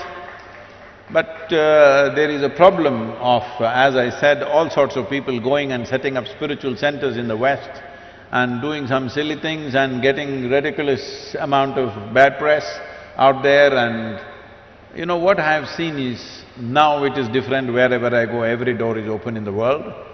But in the last 30 years, every door was closed. A university, a conference, important events in the world, everything was closed for an Indian guru because people who went ahead of me had made sure that everything is sealed. Really, you had to really work hard and prove your worth, otherwise nobody would open a door for you. Today, everybody wants us, that's different, but unfortunately this has happened. A guru is a four-letter word, it's a bad word. What, you're a guru? They say, oh, Sadhguru, you don't look like a guru. You don't talk like a guru. How is a guru supposed to talk? Oh, they're supposed to say some inane, stupid things that nobody understands. Yes, really, openly, some top influencers in United States telling me this. A guru is supposed to say some inane, miserable things that nobody understands and nobody cares. Only in his community, people who don't know how to read that book, when he reads the book, they're listening to him.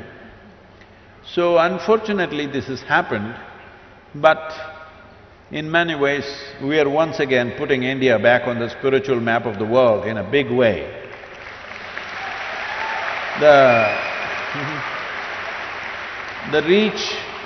The reach across Africa, South America, North America, Europe, Central Asia is like almost 100%. I must tell you this incident. I was in Côte d'Ivoire, or it's called as Ivory Coast. I was in Abidjan, which is the capital. I was there for the COP15. My Saudi Arabian visa was not cleared. So, because I had time there, I went to the agency which was issuing this visa, but they wanted my fingerprints, so I had to go there. So this was in some inside locality, not a proper embassy. So I went there and I was coming out, somebody else was driving the car. I was sitting in the front seat. It was around 11:30, 12 in the morning, noon time. One guy was sitting there on the street side, on the floor. This is the kind of guy who is drunk by 11 o'clock in the morning. Or like that whistling boy, he's either smoked up or drunk, that kind of guy, sitting there on the floor, on the street, on the sidewalk. He looks at me and says, seriously, Sadhguru? I thought, this is it.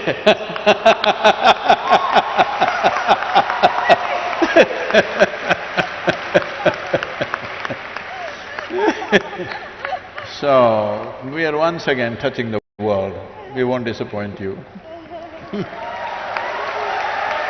I want you to know, the Save Soil movement is under the banner of Conscious Planet. Because without conscious human beings, you can't save nothing. Nothing. So, it is about creating conscious planet, means individual human beings have to become conscious. There is no such thing as making the planet conscious.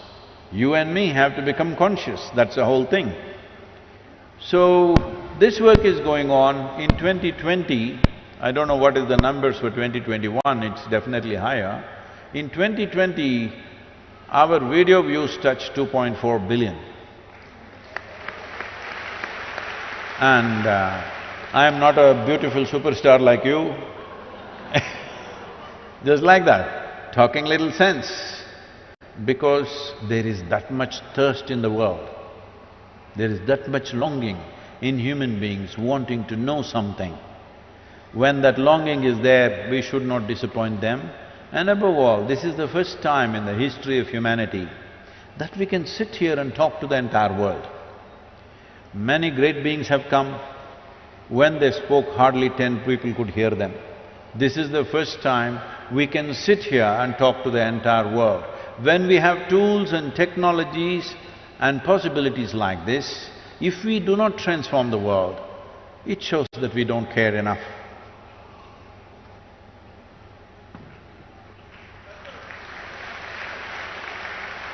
Namaskaram. Hello sir, hello sir, hello ma'am. So my question to you is, what on an individual level can… Ask her also, huh? Yeah, I think it's for both of you, sir, Okay. ma'am. So, what at an individual level can I contribute to make a difference and to save soil?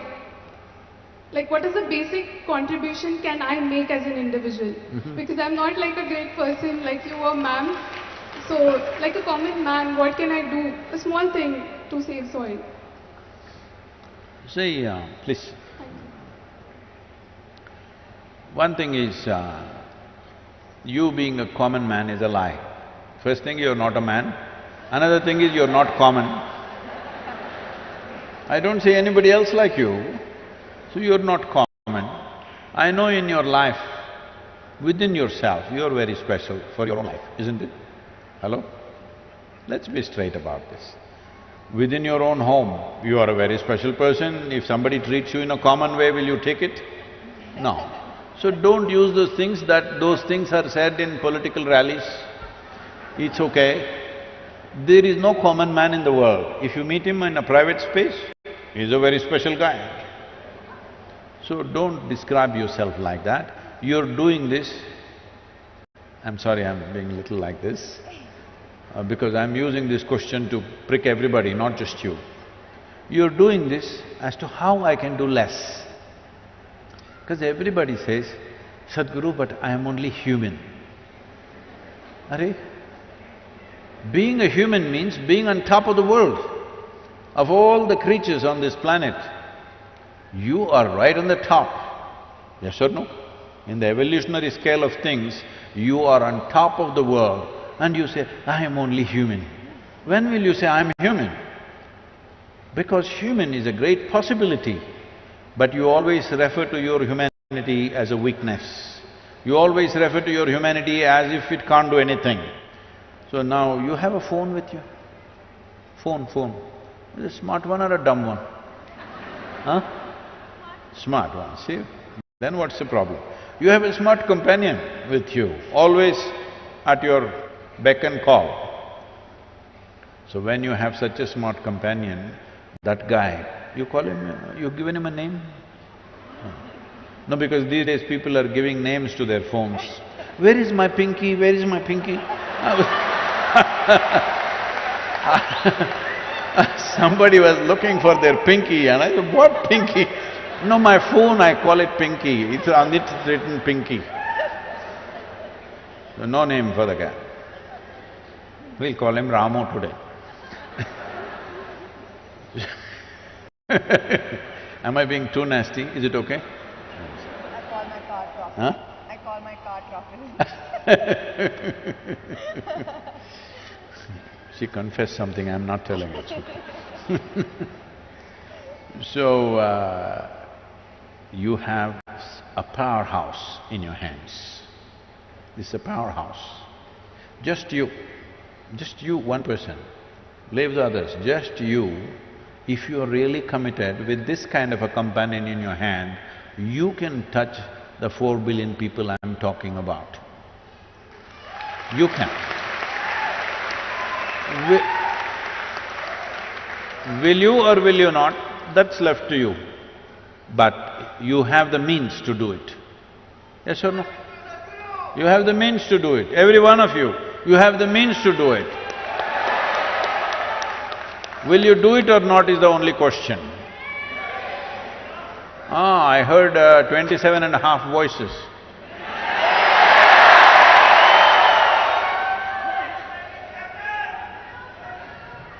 So, once you have this kind of means, if you really want to do something, there is nobody can stop you from doing this. Oh, I don't have a following, what to do? Go do a jig on the street, it'll be good for your health also. Really. You will have to get off those high heels and just do a jig on the street, something funny. Oh, how can I do this, Sadhguru, in Hyderabad? I have a position, this is the whole problem. The thing is, I want you to understand, first I came to Hyderabad in 1983. First my visit to Hyderabad. I had never been to this city. I came in the peak summer. I came on my… it's ironic that once again I'm here on a motorcycle. I came on my SD 250 Road King of the day. So, I always lived in Mysore, Bangalore, and largely in the Western Ghats where it's cool, and I came to Hyderabad, the damn place was sweltering in the month of May. Mid-April I came and woof, I couldn't believe it, it was so hot, I'd never been to a place like that. And then because of thirst, I started drinking wherever, whatever, sugarcane juice, all over the place. So, I don't know anybody, this is the first time I'm teaching. I just came here and gave an introduction to auto rickshaw drivers, not auto rickshaw, there were only rickshaws at that time. So I spoke to 7 of them, 2 of them enrolled into the program. I went and spoke in the banks, on the street sides, or here, there. In about 23 or 24 days, I enrolled 300 people. This is the first time I'm teaching, I don't know anybody in the city. And then after about 10-12 days, people saw the way I was going, and somebody said, you can come and stay in our house. So I stayed in their house. They put me in the outside veranda, I stayed there, and the mosquitoes were too much, so I went and stepped in the ISKCON temple for about 7 days. I ate the food that they gave me. I didn't have to do these things, I come from a reasonably good family where they would have taken care of me if I want. But this is the way it was done. Then I caught some infection because drinking all kinds of things all over the place.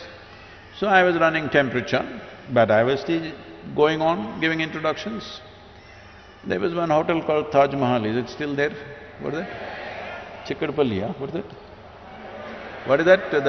That old railway station. What?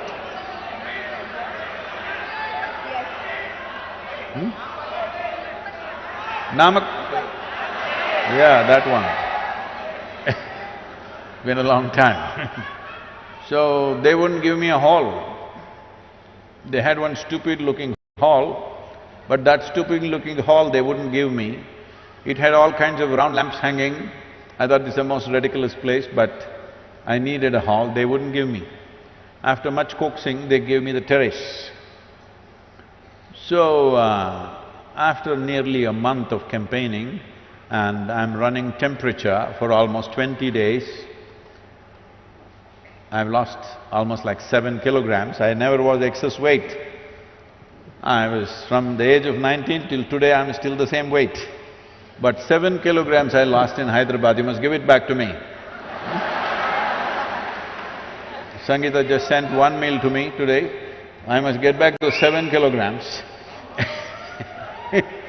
So, I came and stood here in Taj Mahal, this thing, like on the terrace. Over 350 people had gathered, and I was sweating profusely, my clothes were dripping with sweat because I'm running such high temperature and weather was also reasonably warm. And I went on. These are all 3-hour sessions at that time. They looked at me and then somebody asked, we can see you're not well. You're sweating and you're running high temperature, and why are you doing this? I said, because of you guys, because you don't get it. I've spoken to you already, you didn't get it, so I'm speaking to you again. Out of these 350 people, 327 people enrolled for my program, for 14-day program. I'm saying this to you because if you realize that what you're doing is significant, if it's really significant, whatever it takes, you must do it, isn't it? So I'm just asking you, is this cause of soil really significant for you, or is just save soil is an entertainment for you? You must make up your mind. Hello? Is it significant for you? If it's significant, you must just make it happen. What does it take? I don't know what it takes, whatever the hell it takes. If it's significant, you must make it happen. Yes, I was doing, but you know one volunteer, what he said, Sadhguru, I just came to touch your feet. He pushed me, Sadhguru, I'm not coming anymore. Arre! Every day I have people like this. People come to me, it's a volunteer organization, over 17 million volunteers, and no, don't clap, because volunteer organization means nobody knows what the hell to do. Everybody is enthusiastic, but nobody knows. Like I said, when I'm riding, they're super enthusiastic, they're coming and pulling my leg like this. They're enthusiastic. They're very wonderful people, but they don't know what to do. How to manage them and get work done efficiently. You come to any of our events, not one event ever fails. In the last 35, 40 years, not a single event. So, they do really wonderful things. This Save Soil movement. I did not speak to our volunteers, including… nobody in Isha was spoken to till 3rd of January. I started this Conscious Planet Foundation in United States 2 years ago. I've been working with just 8 people, trying to figure out a few things. Only on 3rd January, I called about 15, 20 core volunteers in the ashram and told them, we're going to do this international. So, there is no time, let's do it in 2023. How can we do it in March 21st? Just 2.5 months, not possible. I said, this is 2022, it's happening. Then some of the people, even in the core group, started saying, no, Isha cannot do this. These are all volunteers, how can they do this? There's so many complexities. Going through 27 countries, through borders, you don't know how many complexities are there. Because of the war, the route changed 3 times. And because of this extra 1,1800 kilometers we did, which we had to accommodate in the existing schedule which was there, all this seamlessly, our volunteers, without a single hitch till this moment.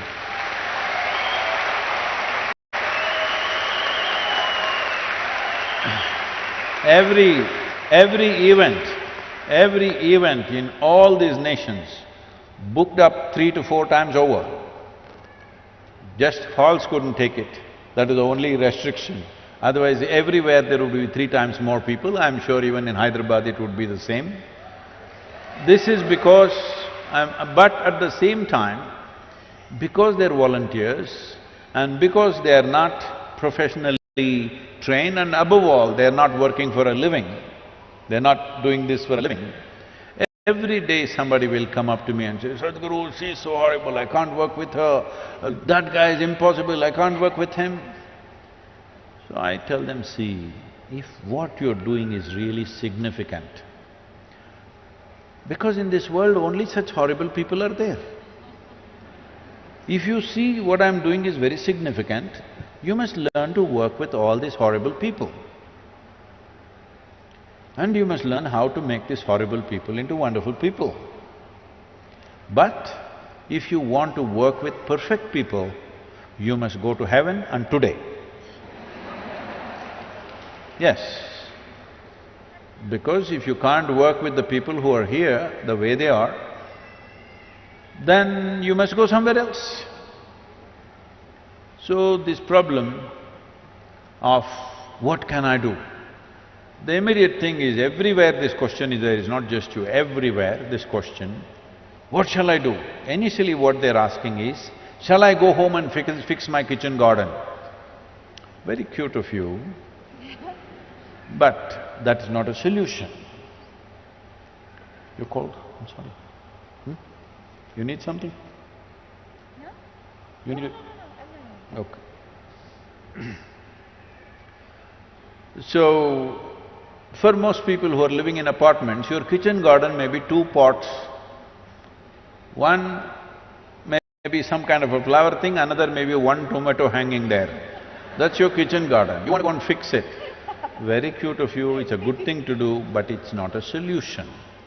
Right now, we are talking about the problem of agricultural lands, which accounts for nearly 71% of the world's arable land. When we talk about agricultural land, we're talking about that piece of geography on which daily human hand is tending to it. Men and women are working on it, and that is in the most horrific state. Not even a single nation, Not a single nation in the entire world has the minimum 3% organic content, which makes soil soil, not even one nation. So this has happened for whatever reasons, let me not go into the technicalities of it, but the important thing is, you must understand when we are facing a problem of this magnitude, where scientists are talking about soil extinction. When we use the word extinction, we normally said dinosaurs and dodos. But now we are talking about soil extinction, and that's not a joke. Because just 70, 80 years ago, almost every nation used to face this. At least in our nation, we used to have severe famines every 3 to 4 years. In 1942, the famine took 3.2 million people in 4 months in this country. Famine is not even like a war. War means at least somebody will shoot you dead. This is a slow fade. 3-4 months it takes to die slowly. Most terrible things will happen to you. You will lose your humanity altogether. There have been many nations, many situations, I don't want to name them, but there have been many places where people have chopped off the limbs of their own children and eaten to survive, because they didn't want to kill their children. Do we want to drive the world once again in the direction of the famine? Because that's exactly where we are pointed right now. The whole world is moving towards a famine. It is not even that we have not reached there yet. Already 2 nations in Africa, today you just see the news, 2 nations in Africa are going into severe famine. 49 million people are not going to have any food. David Beasley, who was on the video I saw, he said, we don't have the money to provide food. Last year they provided food worth $9 billion. This year they asked for $15 billion. They are not getting it because everybody is talking about Ukraine. Next year they want $22 billion. How long will you run the world like this? Food must grow where people are, isn't it? You get it from here, there and give aid, is it going to work for long? This year, I want all of you to know this and feel it in your hearts, otherwise what is the point? 350,000 children could die in the next 4 to 6 months because there is no nourishment. How can we let this happen? After all this infrastructure, this education, this information, this technology, everything, once again we are driving the world towards famine. This is simply unpardonable as far as I'm concerned. We must turn it away. Fortunately, 74 nations have already declared, others are examining the Save Soil policy document. I'm sure they will move in that direction, I have no doubt about it. We will also work on this. We are setting up a 25-member scientific committee which will handhold small nations. After this journey is over, the real hard work begins. So what can I do? One thing is, you can give your time to me, I can make use of you because you have a smart friend. That is one thing. But right now, you use your smart friend, look him up properly, explore your smart friend properly. There are so many possibilities there. Do something, do hee, ha ha, do a jig, do a song, do whatever damn nonsense you want to do. But somehow awaken the world to this, because otherwise, once again we are driving towards famines. This time, it could be a global thing. When food scarcity comes, I want you to know, whoever has the biggest guns will take the food. Even if you grow it in your backyard, you will not eat it. Just know this. Thank you. Thank you so much, Sadhguru, for the beautiful insights. And yes, we are all with you in the Save Soil movement. Thank you so much, Samantha, for joining in conversation with Sadhguru. And I spoke very harshly in the last answer. I want to say something nice. Ask a nice question to somebody, a fun question. The last question, please. Okay, anyway, we can take somebody across anything only if they're willing. Willingness means, let me tell you, this happened. Wait, if I have to tell you a story, you must be in the right mode. When I say once upon a time, you must say ha ha. Hello? Once upon a time. Shankaran Pillai had 3 boys.